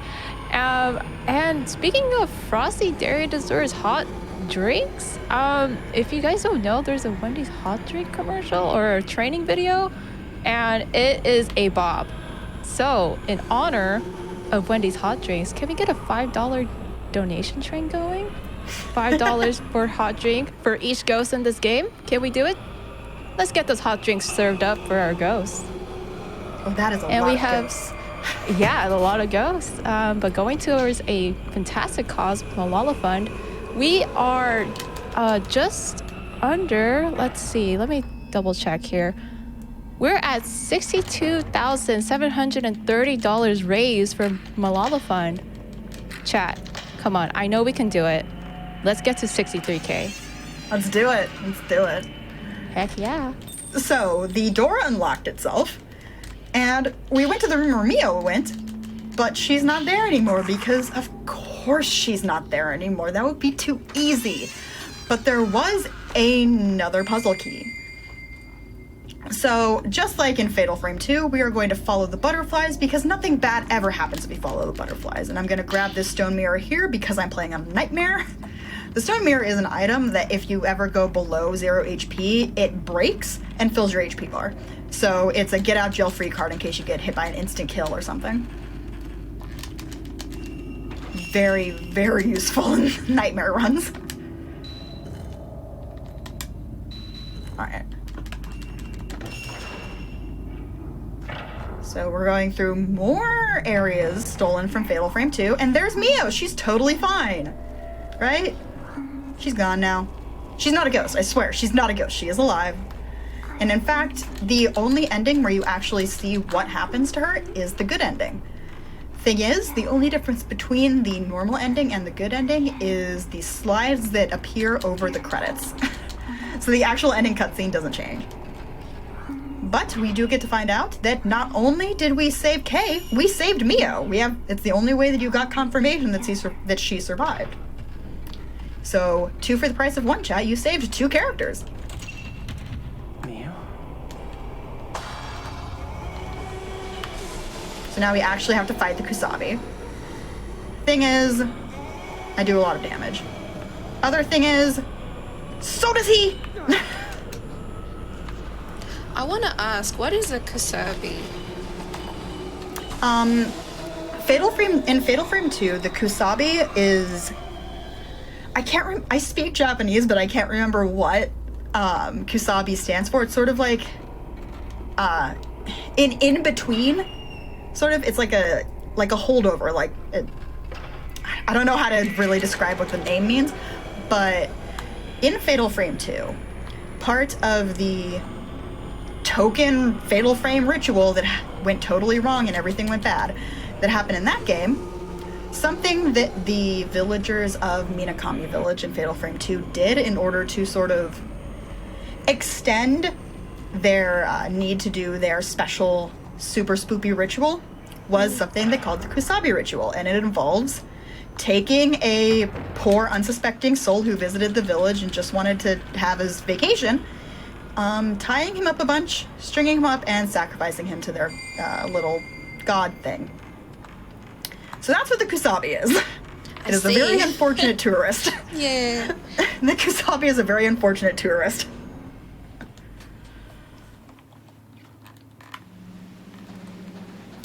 But if you have any questions about any of the other ghosts, because we are skipping all of the lore in this run, and this game has a lot of lore. So if you got any questions, please let me know, because I've played this game so many times that I could probably do at least part of it blindfolded if I wanted to. Yes, it is. So for the entirety of Fatal Frame 3, we've been getting letters from Kay. Ray and Kay have never met each other, but we've been getting letters from him, except they're being addressed to you, Ray's ex-fiancé. Now, we've been getting these letters, but not once does Ray think to call the man and let him know that her fiancé has died. She just keeps getting these letters and ignoring them. So finally, he calls her and goes, "Hey, what's going on?" And finally, she lets him know, and he goes, "Oh, well, I'm going through the same sort of thing. I'll come over and we'll figure this out together." Because Kay is very much a let's solve the problem sort of individual. We're going to skip that scene because it's a shower scene. This game has 2 of them? I think it's either 2 or 3. I think it's 2. But we skip them because they're, yeah, not stream appropriate. But this night is over, so we'll be going to the next one. So, thankfully, I wouldn't have to bring it up, but we are getting very close to when we save Kay. Now, you may notice that I didn't go into the next chapter immediately because there is a glitch in this game, which I didn't trigger there because it's not a glitch you want. It's not a good glitch. If you go directly to the bed the second you go into the room and go into the next chapter, it doesn't actually trigger the chapter. Instead, it brings you up as if you're still in Kay's chapter, and it doesn't actually start the next chapter. You have to leave the mansion and then re-trigger it. Because something about that little ghost hand that slithered underneath the bed bugs the game out if you try and go into the next chapter too early, and it thinks that you haven't finished chapter 8 yet. Alright.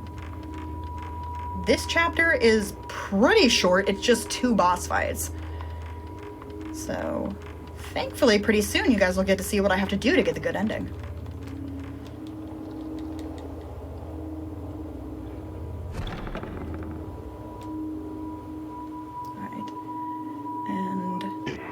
Not be so this is a Cleaver guy. That priestess, the shrine must be. Got him. I almost didn't get him there. Okay. So this ghost, we fought him once, but we've seen him a couple times. This is 10 guy. He's not 5 guy. He's not 7 guy. He's 10 guy. Now, the story with him and with those ghosts that I had, those tattooed ghosts that I had to take out earlier, is when everything went wrong and all of the rituals in this game went badly, they decided to try and cover their tracks by just throwing some concrete at it. They just tried to seal everything up.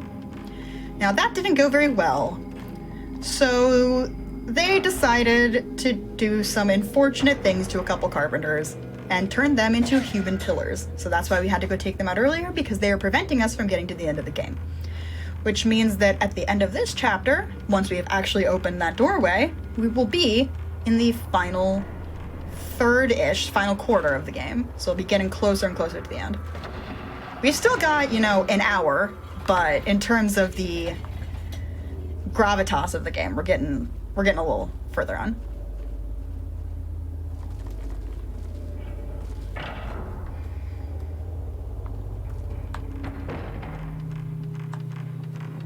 Alright, and there's Mr. 10 guy again. We just gotta follow him and snap a little snapshot.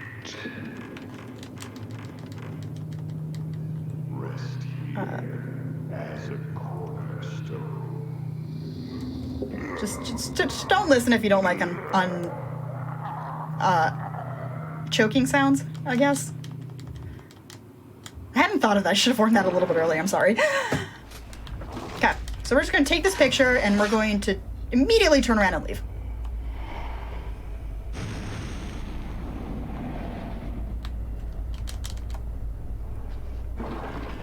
As the camera gives us a very unfortunate close-up of that body.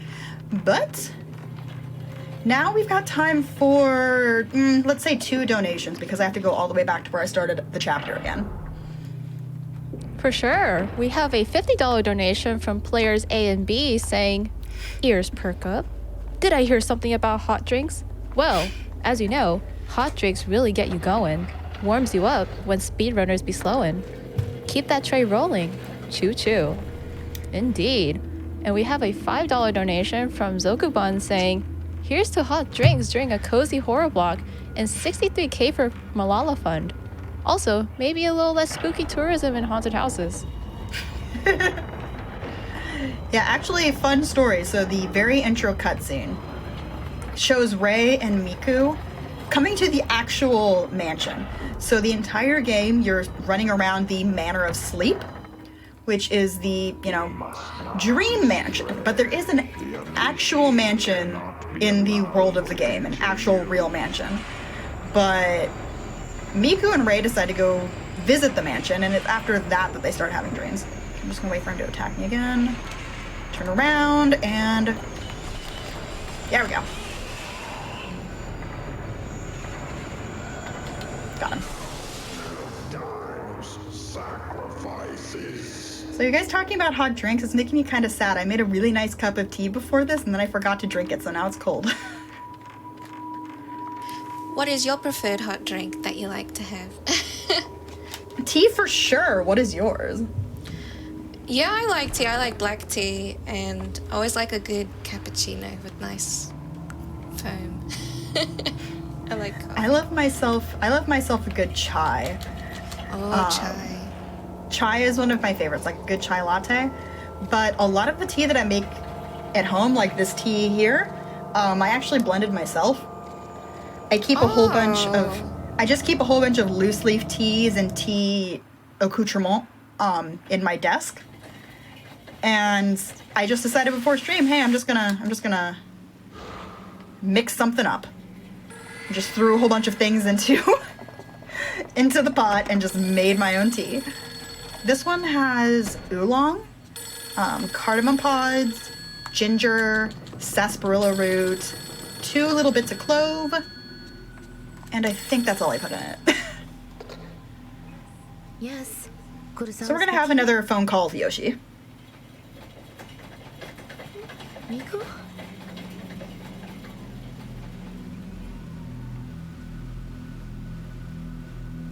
Yoshi really wants to get let out of the phone lines, but we're not an electrician, we can't help.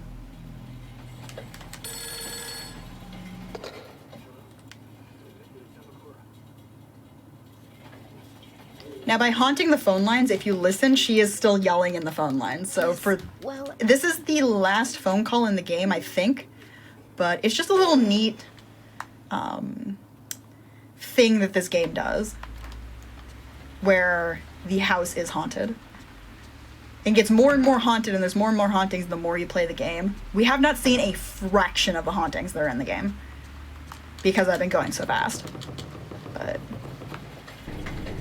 isn't she down here? Oh no, she's not down here. What am I thinking? That's the next chapter. So this is what I mean by sometimes chapters blur together. I thought I had to do something in this chapter, but it's not this chapter, it's after the next chapter. Okay. Because sometimes you forget when you have to do what in this game. Alright, so this is the moment where we're going to do things that you don't do if you're actually speedrunning this game for speedrun.com. Because there is no good ending leaderboard for this game, so as far as I know, I'm the only person who actually runs good ending for this game. Which sort of makes this probably a de facto world record if I PB, but... So what you do to get the good ending is, this ghostie here, who you've seen a couple times now, her name is Kyoka. She keeps mistaking Kay for her lost boyfriend. We are not her lost boyfriend, and we need to make sure that she knows we are not her lost boyfriend. And we do that by teaching her a lesson. Darn it. Okay, I missed. Whoa! Ah, criminy. Okay, where'd they go? Got her.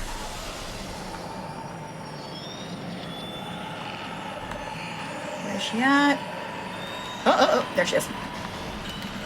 Got her. Alright. We have taught her a lesson and she has decided to bequeath us with a key. Now, if I was speedrunning this game normally, I would not be doing any of this at all. I would have ignored her, I wouldn't have fought her, and I would have just gone past her. But we're going to do a little bit of extra stuff, and we're going to have a little bit of a The Ring reference in a second here, if you've ever seen The Ring. Fatal Frame definitely loves its jokes about old horror movies, but we have a well. Let's take a picture of the well. And that ghost we just fought is in that picture. So the story of Kyoka the ghost is the story of how we get the good ending. Kyoka is the, let's say she's the mother of another character who we only see a little bit, called Kaname. Kaname was the main antagonist, Reika's boyfriend. Things didn't go well for them, and that is what triggered all the bad stuff that happened in this game.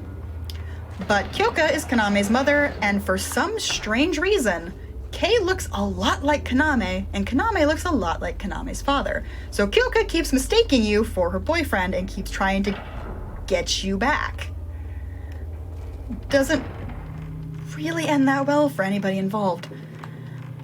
But what we have to do here is we have to have a couple fights with Kyoka in specific parts of the mansion in order to get our hands on her earring.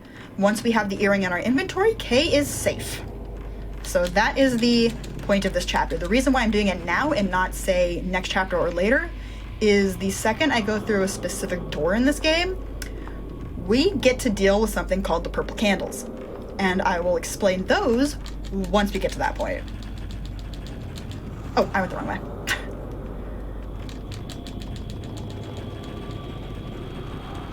I got a little carried away explaining things.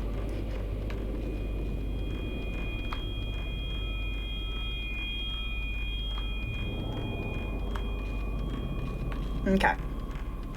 So this is the second time in the game where Kay actually gets to show that he is a big, strong person, and he likes to push things. Now this is an area in the game that if you are not getting the good ending, you never see.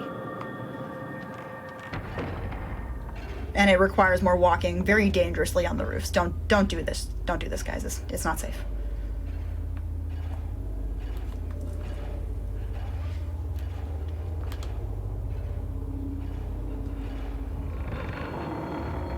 Excuse me? Do we have some time for a couple of donations?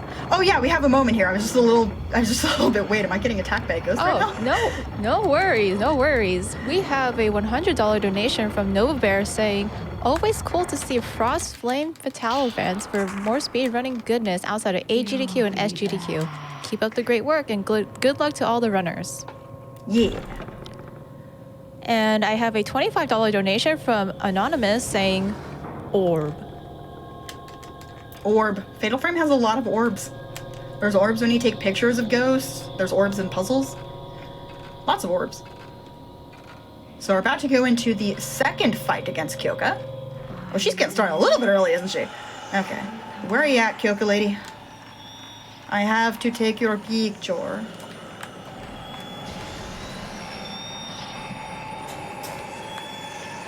Oh, there she is. Oh, why you gotta be like this? Why you gotta be like this, Kyoka? Got her. She's not there anymore. Oh, yeah, she is. Never mind. Alright. One more. Got her. Cool. So these fights, trust me, would be a lot longer and a lot more difficult if I wasn't on New Game Plus. But since it's on Nightmare, it's still quite a bit dangerous, because again, I can get two-shot by anyone. Alright, now that we've got the key, you've got probably time for 3 or 4 donations, because we have to backtrack all the way back to where I got the Dianthus key. Excellent. We have a $25 donation from Opaque Dreamer saying, somehow I never miss Horror Block. Thanks to the runners, hosts, and tech crew for putting this fun event. And a $10 donation from Little Bo saying, thanks for the spooks. And I just want to put a quick note on here that we are almost at 63K donations raised for Malala Fund. So, everybody, we can do this. 63K. By the end of the run, we can definitely do that, chat. I believe in you. Oh yeah, Let's we get got those time. hot drinks served up. Yeah, Hot drinks served up to our ghosts. Do you think ghost... What do you think would be a ghost favorite type of tea? Oh, you know what? Maybe something a little misty, a little smoky, maybe? I'm not sure. What do you think? Yeah, let us know in donations. So let us know in donations what you think a ghost's favorite type of tea would be. I'm gonna go with Earl Grey. Also, we just got Kyoka's earring, which means that Kay is safe. Kay is not going to get Thanos'd at the end of the game. He is a safe man now.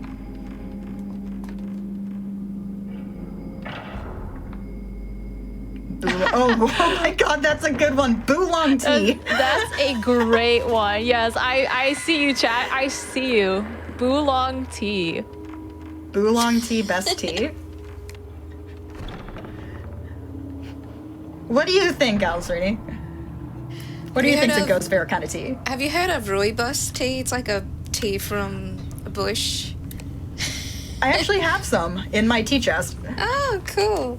Yeah, I saw someone say rooibos, like boo. Rooibos. It's rooibos? That's a great one. So that's a weird tea word. I can see how somebody might mispronounce it. So you guys can see that the screen is all black and white vision now. That's bad.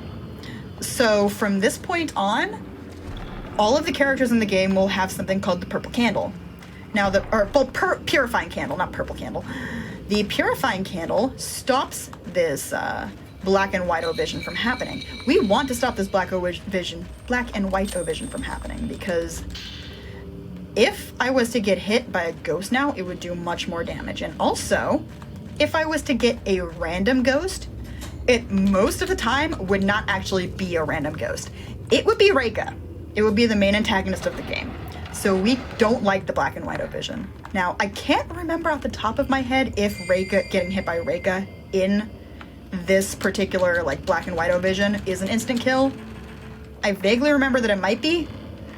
Thankfully though, we get our first purple candle in a second here, and generally you don't have to worry about it during a speed run because we're going too fast to run out of candle. Unless I mess something up later. Oh, hi Ghosty. Hi Ghosty.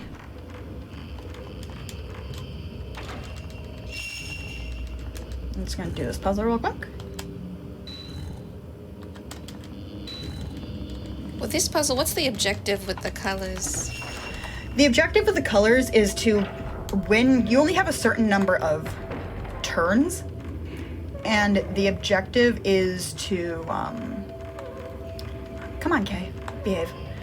The objective is to, when those turns are done, to have the spokes in the center match the color of the spokes on the outside. So blue to blue, blue to blue, green to green, red to red, orange to orange. But the thing is, when you're first looking at it, you don't really know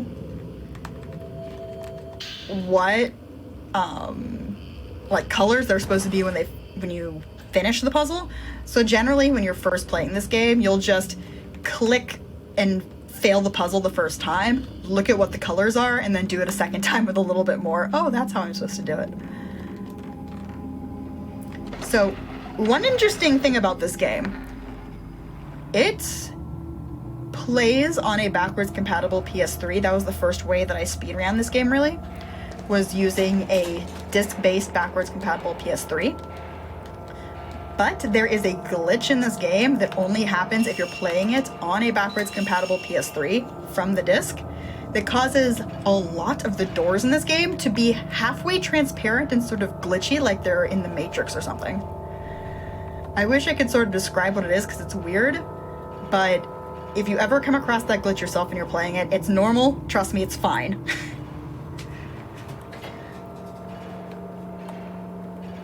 Okay, so we're just slowly walking across here because we are finally gotten into the shrine, quote-unquote, area of the mansion, which is where things start to get a little bit more dangerous and much more spooky. So we're just gonna go over here and grab this because this is Nightmare and I need more powerful film.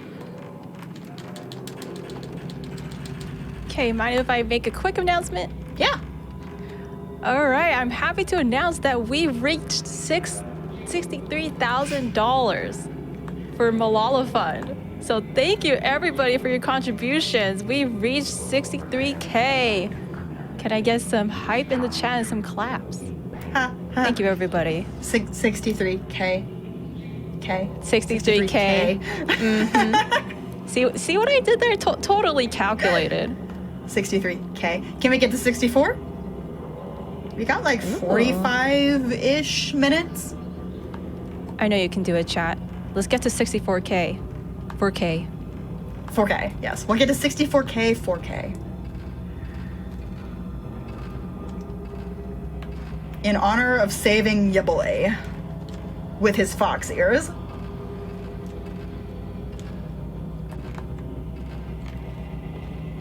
Alright. You see the candle went down a little bit on the bottom left corner of the screen. It does go down over time, and you can pick some more up later on as you're going through the mansion, but it's generally not needed during the speedrun. I say generally because sometimes I pick it up for safety during Nightmare, just because I don't want to deal with getting accidentally instant killed by the ghost. Oops. Just gonna... Yeah. Got her? Alright, where are they at? Oh, there they at.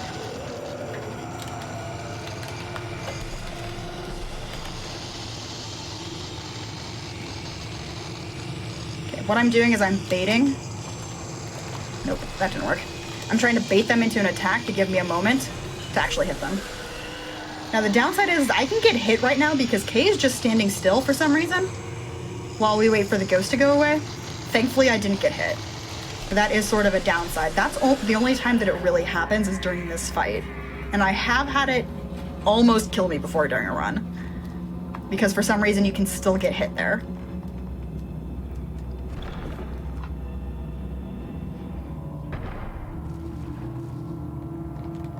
I feel like we should figure out some, like, incentive for getting to, like, 64K by the end of this.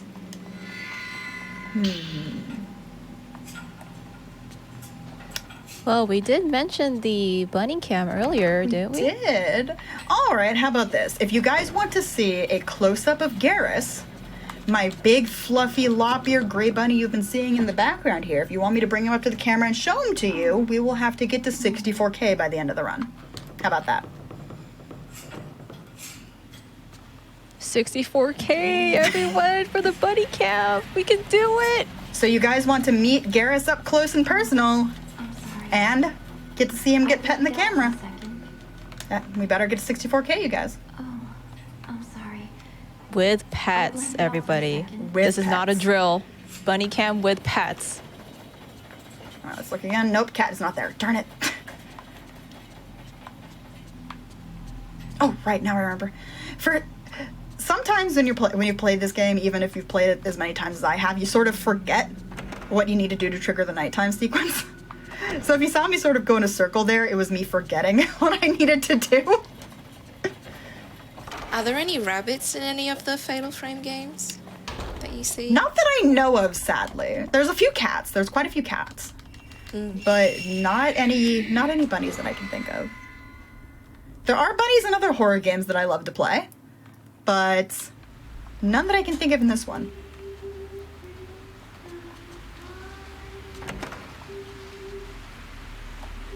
Alright. So if you guys can sort of hear singing going on. Hey look, it's Miku! With her cat ears. It's totally fine, right? She's just singing before she goes to bed. Oh wait. Ghost lady. Yeah, Miku is... It's never confirmed, but it's kind of implied she might be a little bit possessed. Just a touch. Just a little. Just a smidgen.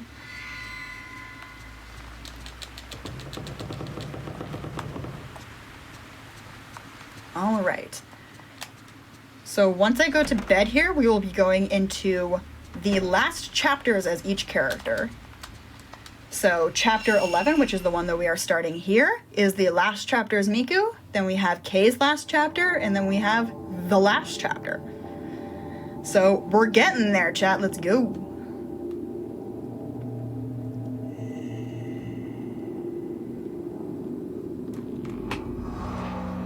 All right. All right. So we have time for, gosh, maybe like 4 or 5 donations because I have to go all the way back to where Kay took the picture of the little ghost girl in the last chapter. For sure. We have a $25 donation from Pylon saying, Ghosts love boba tea. Thank you so much. And we have another $25 donation from that one Chelsea saying, if you can kill ghosts with just a camera, we can get to 64K. I couldn't agree more. Let's do it, chat. Let's get to 64K and get the buddy cam with pets. So I saw it was mentioned in the chat, yes, Miku spends all of this game just constantly talking about the rain. And this game and Fatal Frame 5? Yes.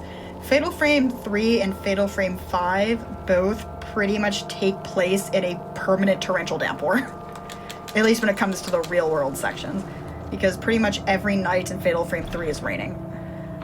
But we still have time for maybe, let's say, 2 donations?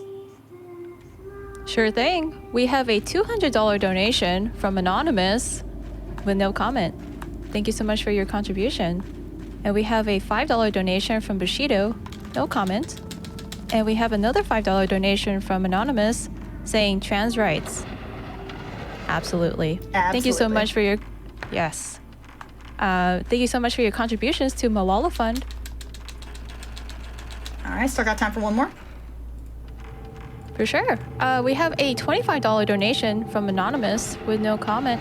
Thank you so much for your contributions to Malala Fund that is working for a world where all girls can learn and lead.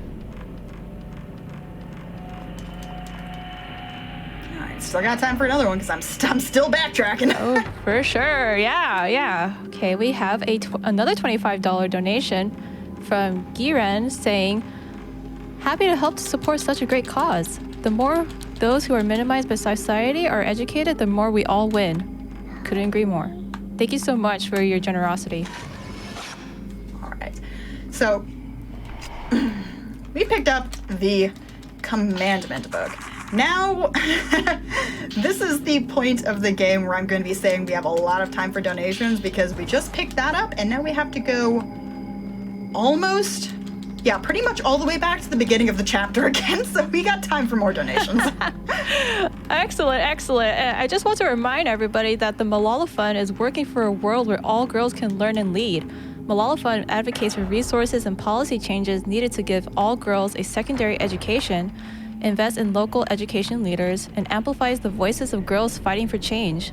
You can learn more about what Malala Fund does at malala.org.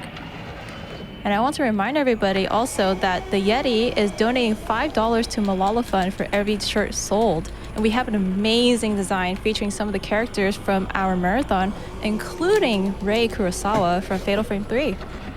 Check out the awesome artwork and be sure to snag some swag and donate to a great cause from the Frostbite Tales 2022 collection on theyeti.com. Rei Kurosawa is definitely the best Fatal Frame protagonist. Just drawing that line in the sand, she is my absolute favorite, and I've played all of them. Except for Spirit Camera, I haven't played that one. But it's not technically a Fatal Frames game, it's an offshoot on the DS. But we got time for probably another 3. For sure. We have a $10 donation from the Blues Man saying no comment.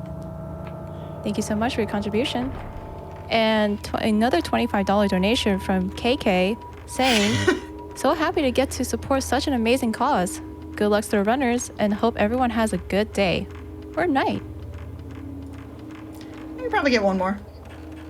Sure. A $10 donation coming in from Dougal's mom saying, bunny, bunny, bunny. The bunnies are very cute. I definitely did. If you were watching AGDQ back in January, I definitely showed off my other pets, my chinchillas, and I do show them off on my stream sometimes. So if you guys like fun, fluffy little bunnies and chinchillas, I got a stream for you. All right, so we're just gonna place the Commandment book here, and for some reason that opens a door upstairs. Now, if you are sensitive to lights at all, I would look away from the screen now.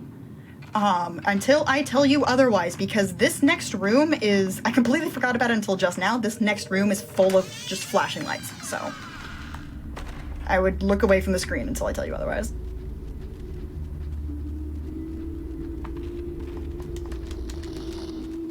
I'm just gonna ignore that ghost and go, and you guys are safe from that room. You guys are good now. You can look back at the screen. I know that as a kid, when I would have to do extended fights for getting some of the extra bits, extra boss fights, extra camera attachments, that room would give me a headache sometimes. All right, so we're gonna pick up the Mirror of Loss. And now, yet again, we got time for quite a few donations because I have to go all the way back to that room where I had the engraver fight with Kay. For sure. We have a $50 donation coming in from Salander with no comment. Thank you so much for your contribution. And a $25 donation coming in from Uncle Dave saying, donating for the Bunny % bonus run. Absolutely. We're at $63,221. Everybody, let's get to 64K. 4K. Still got time for probably 2 more. For sure. Just want to remind everybody, if you donate a total of $125 by the end of Frost Fatales from now until the last day, you can win a super ultra rare PS5 and a Skytech custom gaming PC. So, $125 for a great cause, and you get an awesome PS5 or gaming PC. I say that's a win-win. So be sure to get your donations in on gamesdonequick.com. And be sure to check out all the other awesome prizes. Yeah, with the prices of just graphics cards alone lately, Yeah. it's difficult enough to get a absolutely. good game. Difficult enough to get a good gaming PC. Okay, so we cannot place the mirror yet because we have to have a boss fight against Yashu again. So I'm just gonna, just for safety's reason, just gonna slow down time. Just casually slow down time, like you do. Okay, I wasn't able to get a second one. Now, in order to make it go a little bit faster, I slow down time and then I stop slowing down time until I see her moving, and then I slow down time again. I did that too late. Now, this is because the slowdown that Miku can do can make the fights take longer than you want it to, so you kind of want to toggle it on, toggle it off, toggle it on, toggle it off, as long as you know you're safe. Alright, so now we're going to place the mirror that Miku found, and that opens up a mysterious door. In the back here, I wonder what could be through this mysterious door. I mean, I know what's through the mysterious door. It's the end of the game. But not yet, though. Not yet. Each character has to go say hi to the end of the game before we can actually have the end of the game. No one will survive. So that voice that you just heard, that is Reika, the main ghost of the game, who, as I remind you, is the same voice actress as the main character, Rei Kurosawa. They have the same voice actress.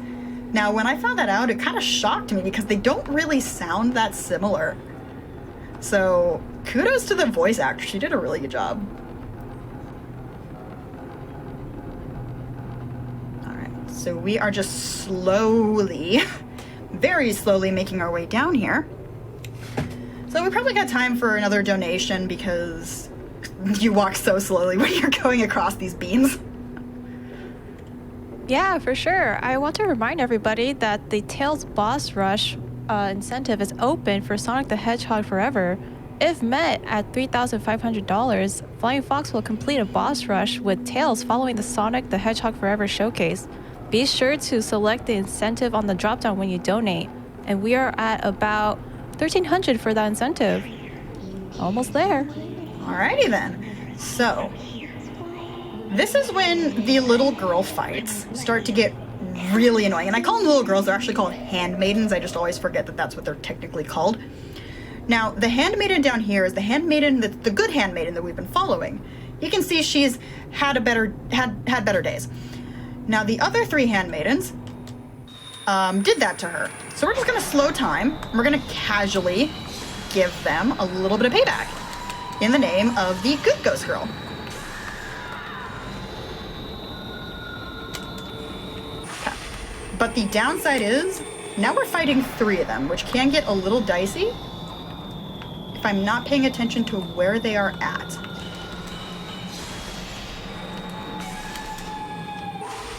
Okay, where are you? Come on, little ghost girl. Oh, no.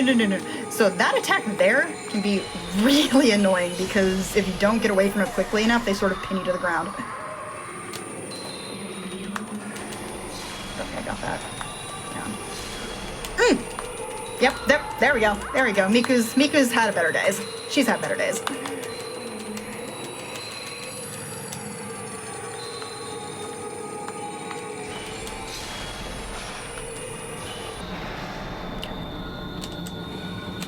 They're all like literally one hit from dead. I just gotta hit them.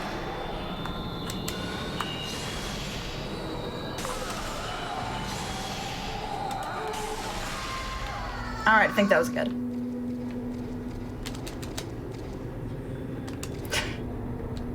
I hit the door too quickly. Because it doesn't let you go through it until you finish the fight. So, neat trick here. gonna pull up the camera as soon as I can. If it'll let me do it quickly enough. Come on, come on, come on. There we go. So what you guys just saw there was when the ghost popped up, it was Kaname, the boyfriend of the main antagonist ghost. But when you pull up the camera, so it shows you what Miku sees when you pull up the camera. What Miku sees is her brother, Mafuyu. Now, the good ghost child, who's been leading us through part of this game we've been playing as Miku, is the little sister of Kaname, the main antagonist's boyfriend. Now, the Kaname, the ghost boyfriend, really wanted to see his girlfriend one last time before they underwent this ritual that went really badly. So he decided to go say hi to her, and he got his little sister to help. Now, because they did that, everything that was bad that happened in the game happened. And that was the reason why the other handmaidens were like, you shouldn't have done that, you were a naughty girl. Oh, wait, no, I don't have to go downstairs now. So this is the only time in the game where you really wake up when you think a chapter would have ended, because you would have thought Miku's chapter would have been over there, but it's not. Instead, we just have to talk to Miku. And then we go back to sleep. Now, there is a glitch coming up here. I'm the one who discovered it as far as I know, and I'm going to try to pull it off. I think I've discovered a consistent setup, but it can get a little dicey whether or not it actually happens or not. So cross your fingers, because I think it's a pretty cool glitch. Now, there's been a couple times now in the run where you've seen control get taken away from me so the camera can show me things. So I can't move at all, but the camera is like, look at this interesting thing. Look at this interesting thing. Now you may progress with the game. You're not supposed to be able to move during those moments at all. But I found out by accident during one of my runs that if you happen to be close enough to an interactable object and you mash the X button in like the frame or two before the game takes control away from you, you sort of flip the flag. So the flag for getting control lost when you click on something that's interactable gets then flipped so you're able to move around when you're not supposed to be able to move around. As far as I know, it's only useful in 2 specific moments of this game, and I only have occasionally get it to work this time, so hold on to your butts. Let's see if we can get this to work.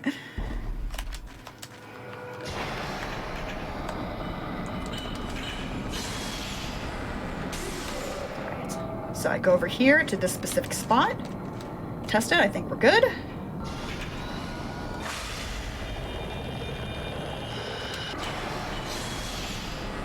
Gonna check to make sure. Okay, we're good.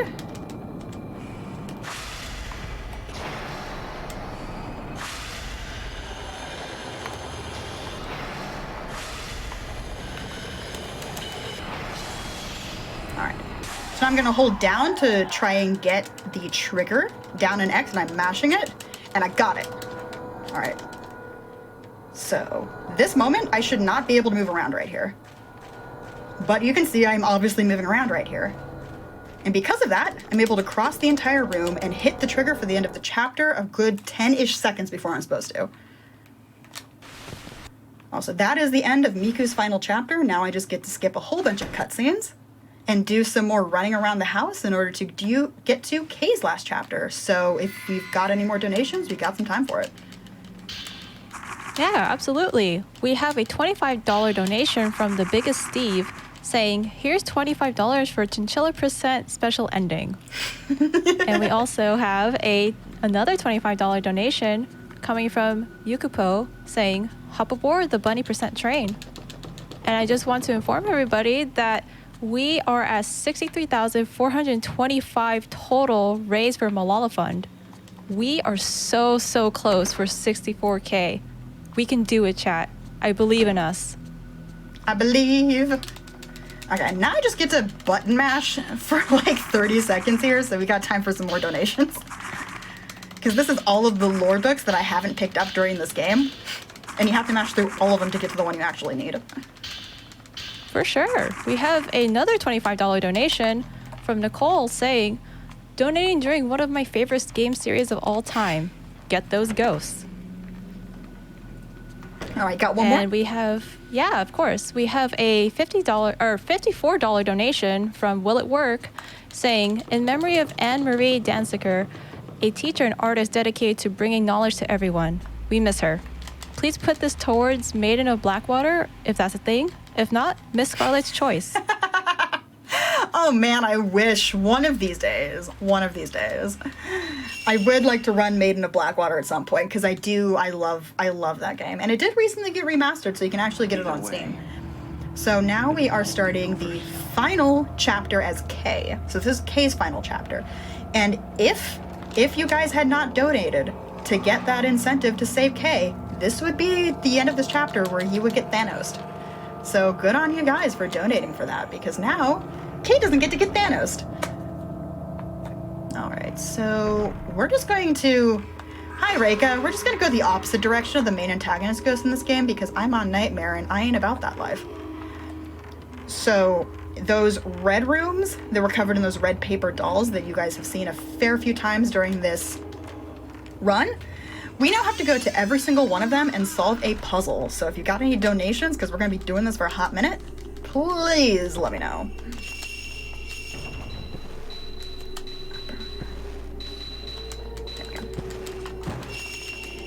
Alright, so that's the first one. So this one in particular is the only one that I know of where you have to pull up the camera in order to get the ghost to trigger. Sorry, she almost got me there. So I didn't know that for a hot minute, that you actually had to pull up the camera to trigger the ghost. So this is the moment when I talked about where when little girls start to fly, things get a little dicey. Because the flying version of the little handmaid girls is the much more difficult version to hit. So I normally will just try and bait them into an attack if I'm trying to be safe. If I'm not trying to be safe, I'll just see if I can hit them. But they can sometimes be easy to dodge. But sometimes they just decide they want to fly around and say hello. Okay, I got her. See, it may not have seemed harder or more dicey there, but trust me, later on in the game, there will be a fight against 3 of them, all flying in the air. And that is when it gets a little dicey.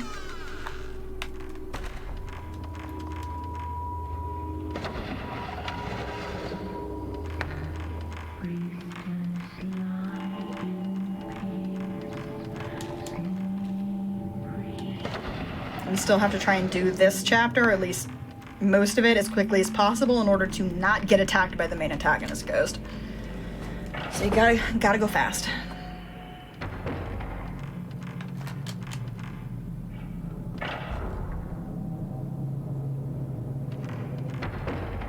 If you got any donations, let me know. Yeah, absolutely. We have a $25 donation from Colors with no comment. Thanks for your contribution. Another $25 donation from Bobo Luck with no comment. Thank you so much for your contribution. And another $25 donation from Anonymous. Thank you so much, everybody, for supporting Malala Fund, who is, in fact, working for a world where all girls can learn and lead. You can learn more about Malala Fund at malala.org. All right, so I'm going to do the second puzzle now. Now, the thing that you have to do is you have to get rid of the shadow. And it's different each time because it depends on the purplish pink lights, because those ones you can't turn off, but any of the other little fire dishes, candle dishes, you can turn off and on as you see fit. It can be a little hard to gauge, and you sort of trial and error it until you sort of figure it out. But it looks like we did it there just fine. All right, so I have a little ways to run in order to get to the third one. So if you got any donations, now's the time. For sure. I want to update everybody. We are just under $600 left to reaching 64K. So everybody, let's rally and get this bunny % special ending at 64K. 4K. And who doesn't want to see a bunny with pets? pets. Everybody, pets are at stake. Let's get those donations rolling in. Gears. Oh dear. Okay. You guys didn't see it because I just turned around and left the room as quickly as possible, but I'm pretty sure the stroller grandma ghost spawned in the hallway there. So I just noped out and left because I'm more scared of the random spawning stroller grandma ghost than I am of the main antagonist of this game. Because I have not really lost a run to the main antagonist except for once or twice during the final fight, but I have lost a run in that hallway to that particular random ghost. Alright, so we got another fight against Kyoka because she just does not have chill.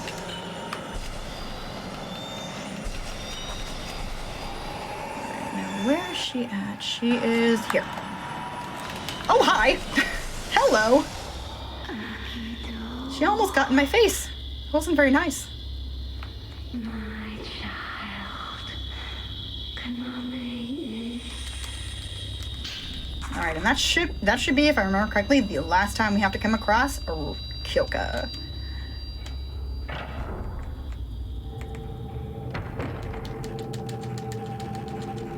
Alright. So we haven't been down here in a while. We only came down here once. Way back towards the beginning-ish of the game when we were playing as Miku, but we get to come down here once as Kay now, and once in the next chapter as Rei.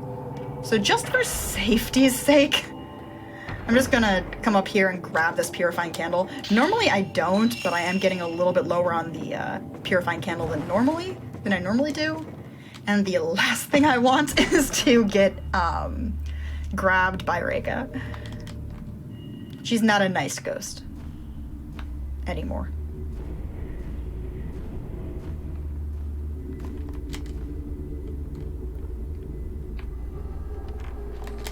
Alright, so we got the third puzzle here. And this one we actually have candles on the other side. I have a question regarding this room. Because the walls are like red and there's like, looks like figures on the walls. What are those? So, the lore of this game, man. The lore of this game can get a little creepy at times. So I've been talking about the handmaid ghosts, the little girl ghosts. And their job was to impale the shrine maiden during the ritual, through her hands and through her feet.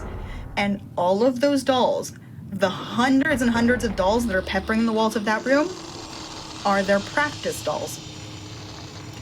Their practice dolls were little red paper fake shrine maiden dolls that they would practice impaling by repeatedly impaling more and more shrine maiden dolls to those walls.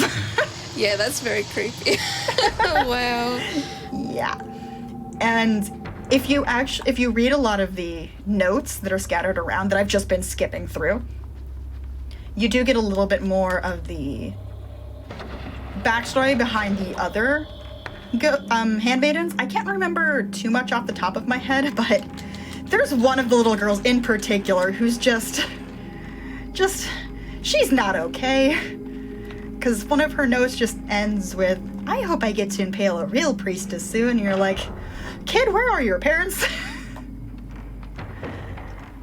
But yeah, a lot of the lore of the Fatal Frame games, you can just get the surface level stuff where you go, oh, that's really spooky, that's scary, I don't like that. But then you read deeper, and it's a lot more spoopy than you give it credit for.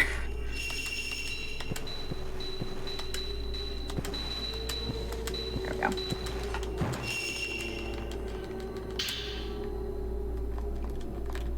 Also, all of the tiny doors that go into each one of these rooms, they're tiny because they're only supposed to have children in them, the little girls. The little girls are short enough to be able to go through them normally. Also, if I remember correctly, that's just a thing in some old Japanese houses, because it shows up in the other Fatal Frame games a lot as well. So all of the stakes that I've been collecting in this chapter from those, the little handmaids' rooms, is we're doing exactly what the handmaidens are supposed to do. Because part of part of one of the notes that Kay collected in a previous chapter told him, hey, if anything goes wrong with the ritual, just make sure the priestess is bound down. Then everything will be fine. So Kay is thinking, oh, okay, then that's all I have to do, then everything will be fine. Spoiler alert, everything will not be fine. And him doing this is what gets him Thanos if you didn't get the Kyoka's earring to get the good ending.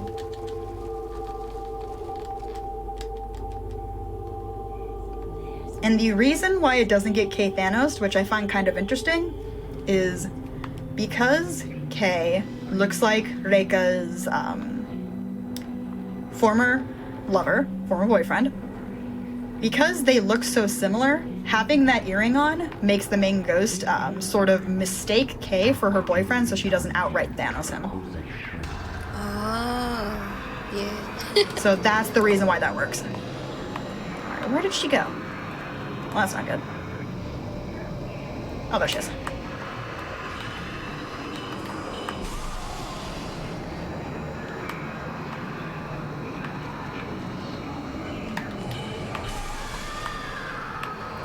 One more hit. And done.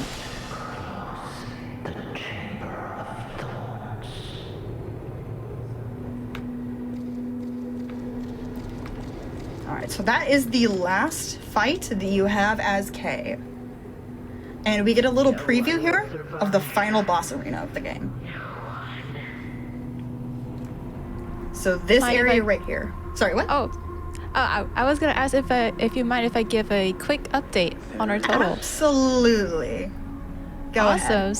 Yeah, so we are at $63,710. We have so many donations rolling in. Thank you so much for your contributions, everybody. We are just under $300 away from reaching 64K for that bunny % special ending. So get your donations in. Let's do it. I know you guys want to meet Garrus up close. He is a very, very good bunny. Also, he's a very husky bunny. He's a big bunny with big old floppy ears and very much fluffy. So at this point, if we had not gotten the good ending, Kay would not be asleep there. He would be a soot stain. And that's what they actually call it. They call it a soot stain on the couch. So thankfully, you guys saved him. He is sleeping. Though I do want to point out that Ray is... Oh, come on. That Ray is not the best hostess, because she's got this guy who's trying to help her out, staying over. She doesn't give him a pillow. She doesn't give him a blanket. She doesn't let him stay in the spare bed. She just does the thing. Okay. Oh, right. No, I have to. So this is going to be the second instance of that glitch I was talking about earlier. So I'm going to see if I can pull it off. Oh, nope, I didn't. I didn't do it quickly enough. That's fine. This one would only save a second or two if I'd gotten it, because all it is me grabbing that Spirit Stone radio. Remember when I mentioned way, way, way early in the game that was going to be important later? Well, here it goes. The Spirit radio is starting to go off for some reason in the real world. Now, poor Ray now has 2 comatose people in her house, and she has just sounds coming from her attic, which is a little sus. But it gets even more sus to me when you go up there. If Ray will go a little bit quicker. There we go. And you turn the corner, and there's the main antagonist just chilling in your house in her non-tattooed form. So the main antagonist has 2 ghost forms, non-tattooed and tattooed. Tattooed is the dangerous one. But we don't like it when the main antagonist shows up in my house. And the other thing about that is, for some reason, Ray's fiance had the other earring. So Kyoka's earring is what saved Kay, but Kaname's earring, her boyfriend's actual earring, was for some reason in Ray's attic. I don't think they ever really explain why her fiance had that, but he did. So now Ray has it, and because of that, Ray will have the power she needs to take out the final ghost and let everybody go rest in peace. So as soon as I go back to bed here, we will be going into the last chapter of Fatal Frame 3. Ignore the ghosty under there. Actually, you know what? For funsies. Hey guys, look, a ghost. It's Yoshi. She's hanging out.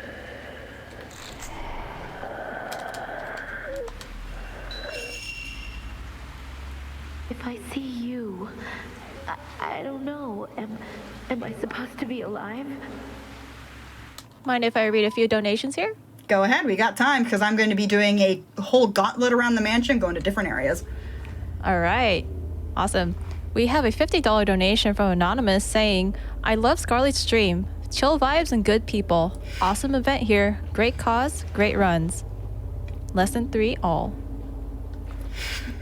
Thank you so much. And we have a $100 donation coming in from Ghost saying, donating for Stroller Grandma's brief appearance. Love that. And a $75 donation coming in from Questlow saying, you got me a bunny. Which we are very, very close, everybody, to reaching 64K. 4K. 4K. So how close are we? We are currently at $63,760. I am not good at quick maths, but I think that's $240 away. About 240, yeah. About 240. Yeah, So- absolutely doable. We can do it. With how many people who are currently watching this stream, I think that can be done. Just everybody chip in a buck. Just chip in a buck. I can feel the thought That'll be fine. of so many people being etched Yes. into me. Absolutely. So many Chat, So- we can do it. Yes. so much So pain. this whole Please don't forget last chapter, I say the last chapter, but it's really like 1.5 chapters. my memory. That mirror that Miku picked up earlier was never really whole to begin with. It was smashed into pieces in the real world by Reika before she did her little tattoo ritualness. Now you have to go to 5 different points of the mansion to collect each one of the 5 pieces of the mirror to put it back together in order to get down to the final boss chamber, which we're not going to be seeing too much of the final fight because New Game Plus overpowered camera. But let me be perfectly honest, it's my favorite boss in any of the Fatal Frame games. Kyrie in Fatal Frame 1, Sae potentially, or the Kusabi in Fatal Frame 2 depending on your ending. Ose in Fatal Frame 5, and I can't remember the name of the ghost in Fatal Frame 4. But of all of them, it's my favorite fight because it's just such a fun fight. And fair. It's fun, but fair. Alright, so I'm just gonna kip over here for a second. There's a stone mirror that's been hanging out there the entire game. I just didn't pick it up because we only come down here the one time. And just in case for safety reasons, I'm picking it up now.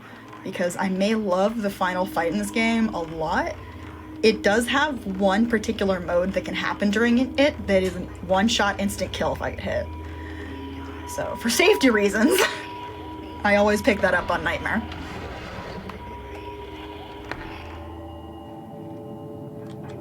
I will shatter my I saw it in the chat. Sakuya. Sakuya is the name of the main ghost in Fatal Frame 4. Thank you, chat.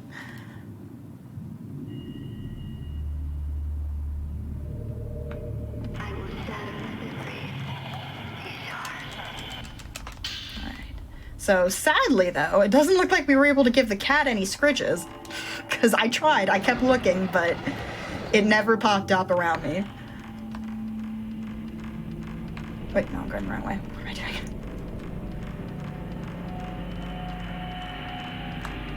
So sadly, chat, no Ruri scritches today, but I did get to show you guys the cat. So that's something at least. And yes, I hope we can reach the bunny % donation goal because there is your preview. It is the gray one in the back who you'll get to see up close being very cute. All right, we got time for a few donations here while I'm going collecting the last 2 pieces of the mirror. Absolutely. We have a $50 donation from Anonymous saying 20 for a great fund, 20 for a great bun, and 5 to ask chat and streamer for their favorite Fatal Frame ghost in the whole series. Mine would have to be the tall lady ghost and Maiden of Blackwater. Oh, I completely forgot about that one. Yeah, the one that's super, super tall. I went the wrong way. Favorite ghost? That's a hard one. If I had to pick one, it would either be Reika from Fatal Frame 3, so the main antagonist of this game, or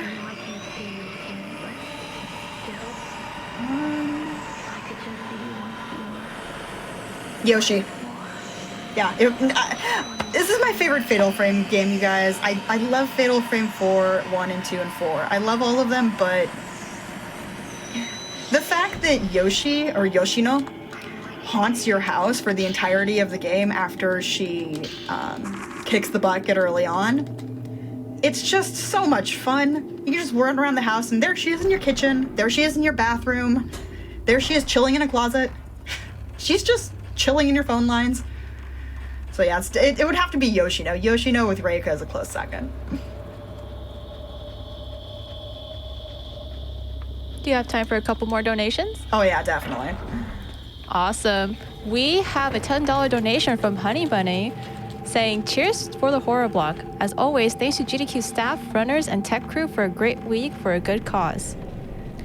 And we have a $25 donation from Zenos saying, I heard Bunny and must donate. Hopefully we make it. And we are so close. We are so close, everybody. Less than $90 left to reach 64K. We can do it. We can get the Bunny % special ending. Let's go. Pets included. Let's go. We got probably 10 minutes left, I would say, thereabouts. A little bit less than that. Actually, it's probably closer to like, yeah, it's probably closer to like 5 or 8, but Chat, we gotta put our speedy boots on and get these donations rolling in for the Bunny %. You are the speedrunner now. It's all up to you. Speedrun that 64% chat. Or 64K percent. Yes, 64K. Just within reach. Get that Bunny %.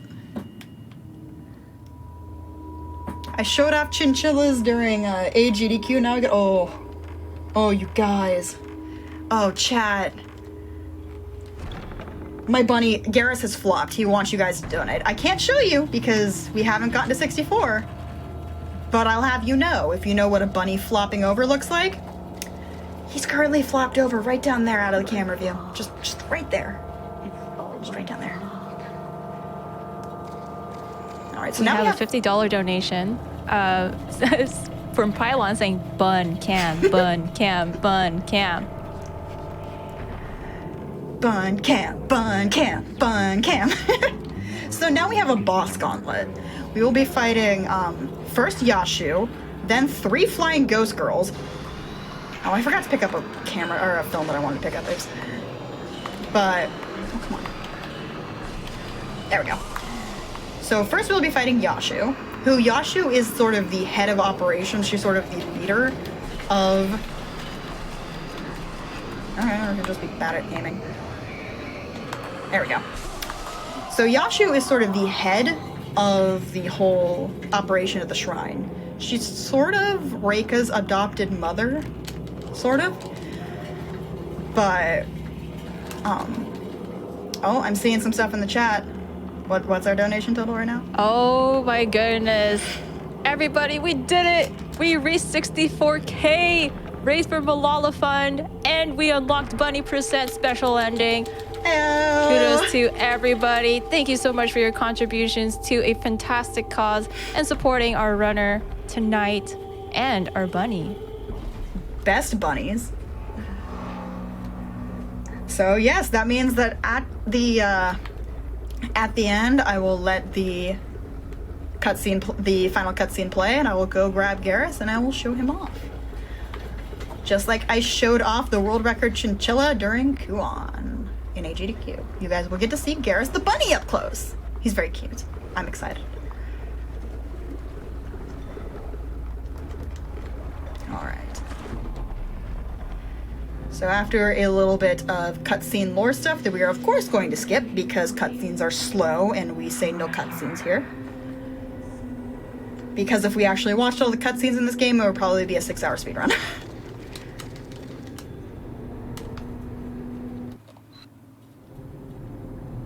All right, so this is the song. If you guys listen, this is the song that I was talking about earlier. That the creepy girls, or the creepy children, sing off and on for a lot of the game. I've just been talking over most of it.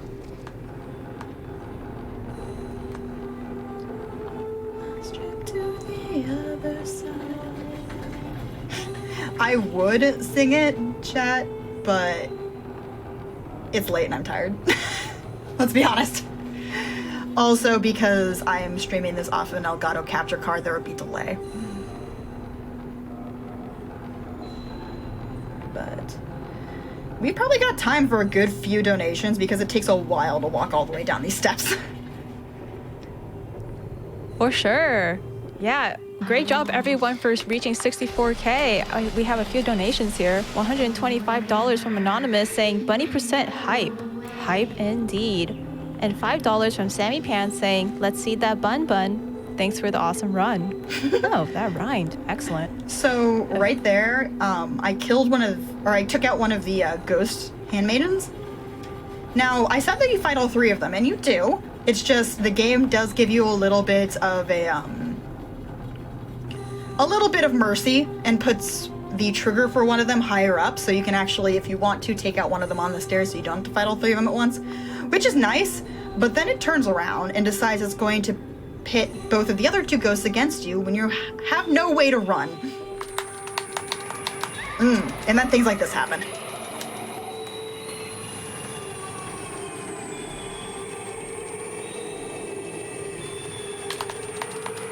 There we go. Okay.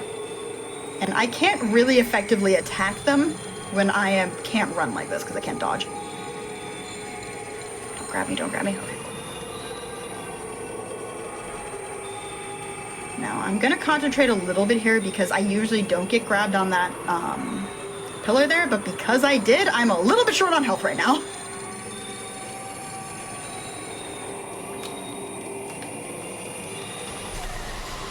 Okay, there goes one of them. Got her. And there goes the other one. Alright, so just for safety's sake, this is gonna be the only time you guys see me make a safety save. As soon as it lets me do so. Game. Thank you.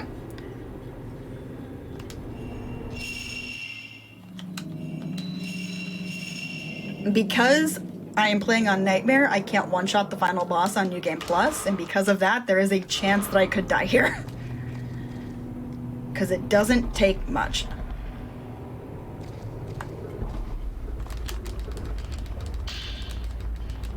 And just for safety, I'm gonna grab that too. I usually don't, but, you know.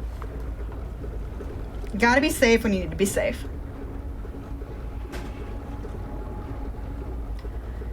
So this is the final bit. The next room has the final fight. And then bunnies.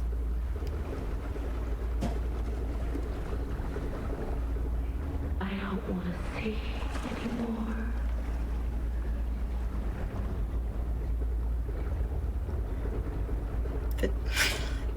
I'm sorry. I caught a glance of chat and I saw that they were doing a Freddy song, but for Fatal Frame. That was very cute. It's cute, chat. Don't want to see anymore. All right. So all of these boats are supposed to be like people sending their thoughts and prayers and the souls of the dead to the afterlife. But the problem is, because of everything going bad, they can't actually get to the afterlife. So we are going to fix that by smacking Reika in the face with our camera. The downside is that I hit the wrong button there. Oops. It's fine. Alright. This is a little dangerous. Don't do the thing, don't do the thing, don't do the thing. Okay. One more hit. Should be enough. Hopefully she doesn't do the instant kill attack.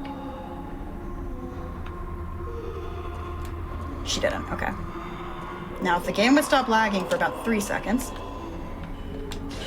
And time.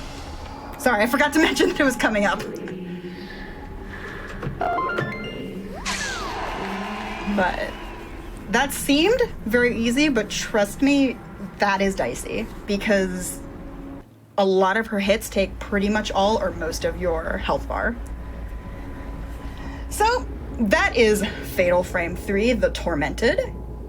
And while some of the ending cutscene is playing out, I will go grab your guys' just reward in the form of Garrus. We did a chat. We get to see Garrus the bunny with pets. He's cute. I'm so ready. Oh. Excellent work, everybody. This is Garrus. Oh. There you go, little boy. There you go. Now you're more stable. There you go. So this is Garrus. He is... How old are you, little boy? He's getting up there. He's about 6 years old. If I remember correctly. Yeah, he's a little middle-aged bunny. Yeah. And he's got flappy ears. He is part Holland Lot, part something else, and I'm not sure what the something else is, but he is a whole lot of bunny. He is a very big bunny. So here's your guys' treat for a good 63K. I think he deserves a treat. Here you go, Garrus. There you go, bud. Oh, we actually asked this question in chat earlier, but I wanted to ask you, what do you suppose the bunnies prefer eating? Well, they get hay, they get unlimited amounts of hay, and they get pellets every day. I keep a jar of cranberries, dried cranberries, at my desk, and that is what a lot of their treats are. I also make them dried apple chips as well. I make them myself. And whenever I get subs or donations and stuff on my stream, they get a treat. Because at my own live stream at www.twitch.tv/MissScarletTanager, shouting myself out, they have their own dedicated webcam. So if you like the bunnies, like this little boy here, then come over and follow my stream and you'll be able to see a lot more of them. Shy Bunny is a shy bunny. But I also would like to thank, while we are here watching the ending cutscene and looking at bunnies, I would also like to thank the speedrunning community for Fatal Frame. It was definitely one of the things that got me into it. And getting a little bit of a kick in the butt to play the game some more and do some more runs of it after one of my world records got stolen by Cloudmark, who has been in the chat that I've seen. But just to see what my final time was. Now, what was my final time on your guys' end? Your time Sure. was 2 hours, 41 minutes, and 20 seconds. There you go, Garrus. There you go. There you go. You got stuck on my necklace. There we go. So, according to the game, according to the game, I got 2 hours and 39 minutes even. No seconds here. So, Awesome. yeah, thankfully Fatal Frame is timed in-game timer, which is nice. But I want to thank everyone for being here and everyone for getting the lovely 64K to be able to see my little bunny boy Garrus. And I hope I see you guys in my stream soon. Thank you. And thank you very much, Gala, for joining me on commentary, even though you didn't know the game. Nice to be here, yeah. Thanks for having me. Yeah. And that's it. Bye.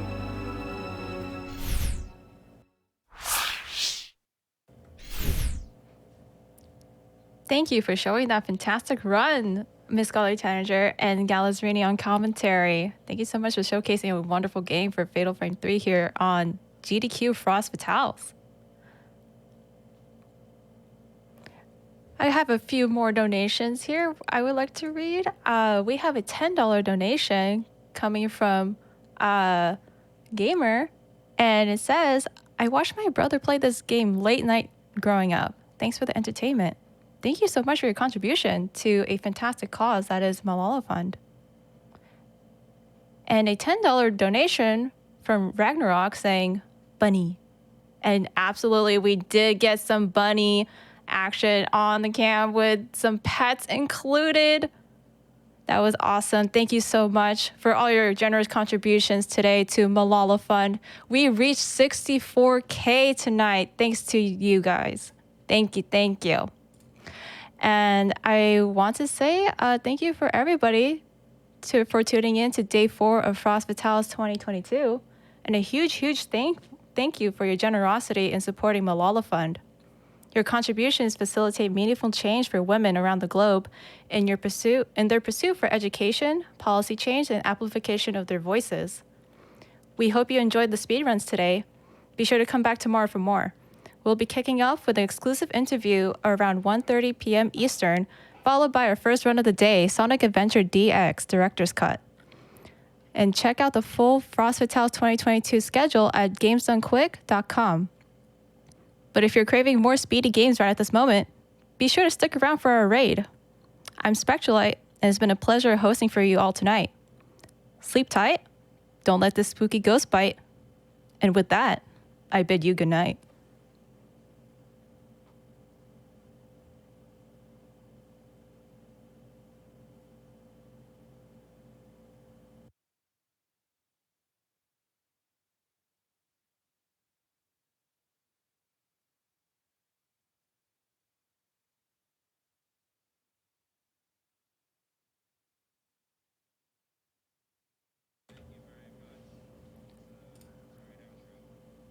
Awesome, thanks. I thought about that one for a little bit.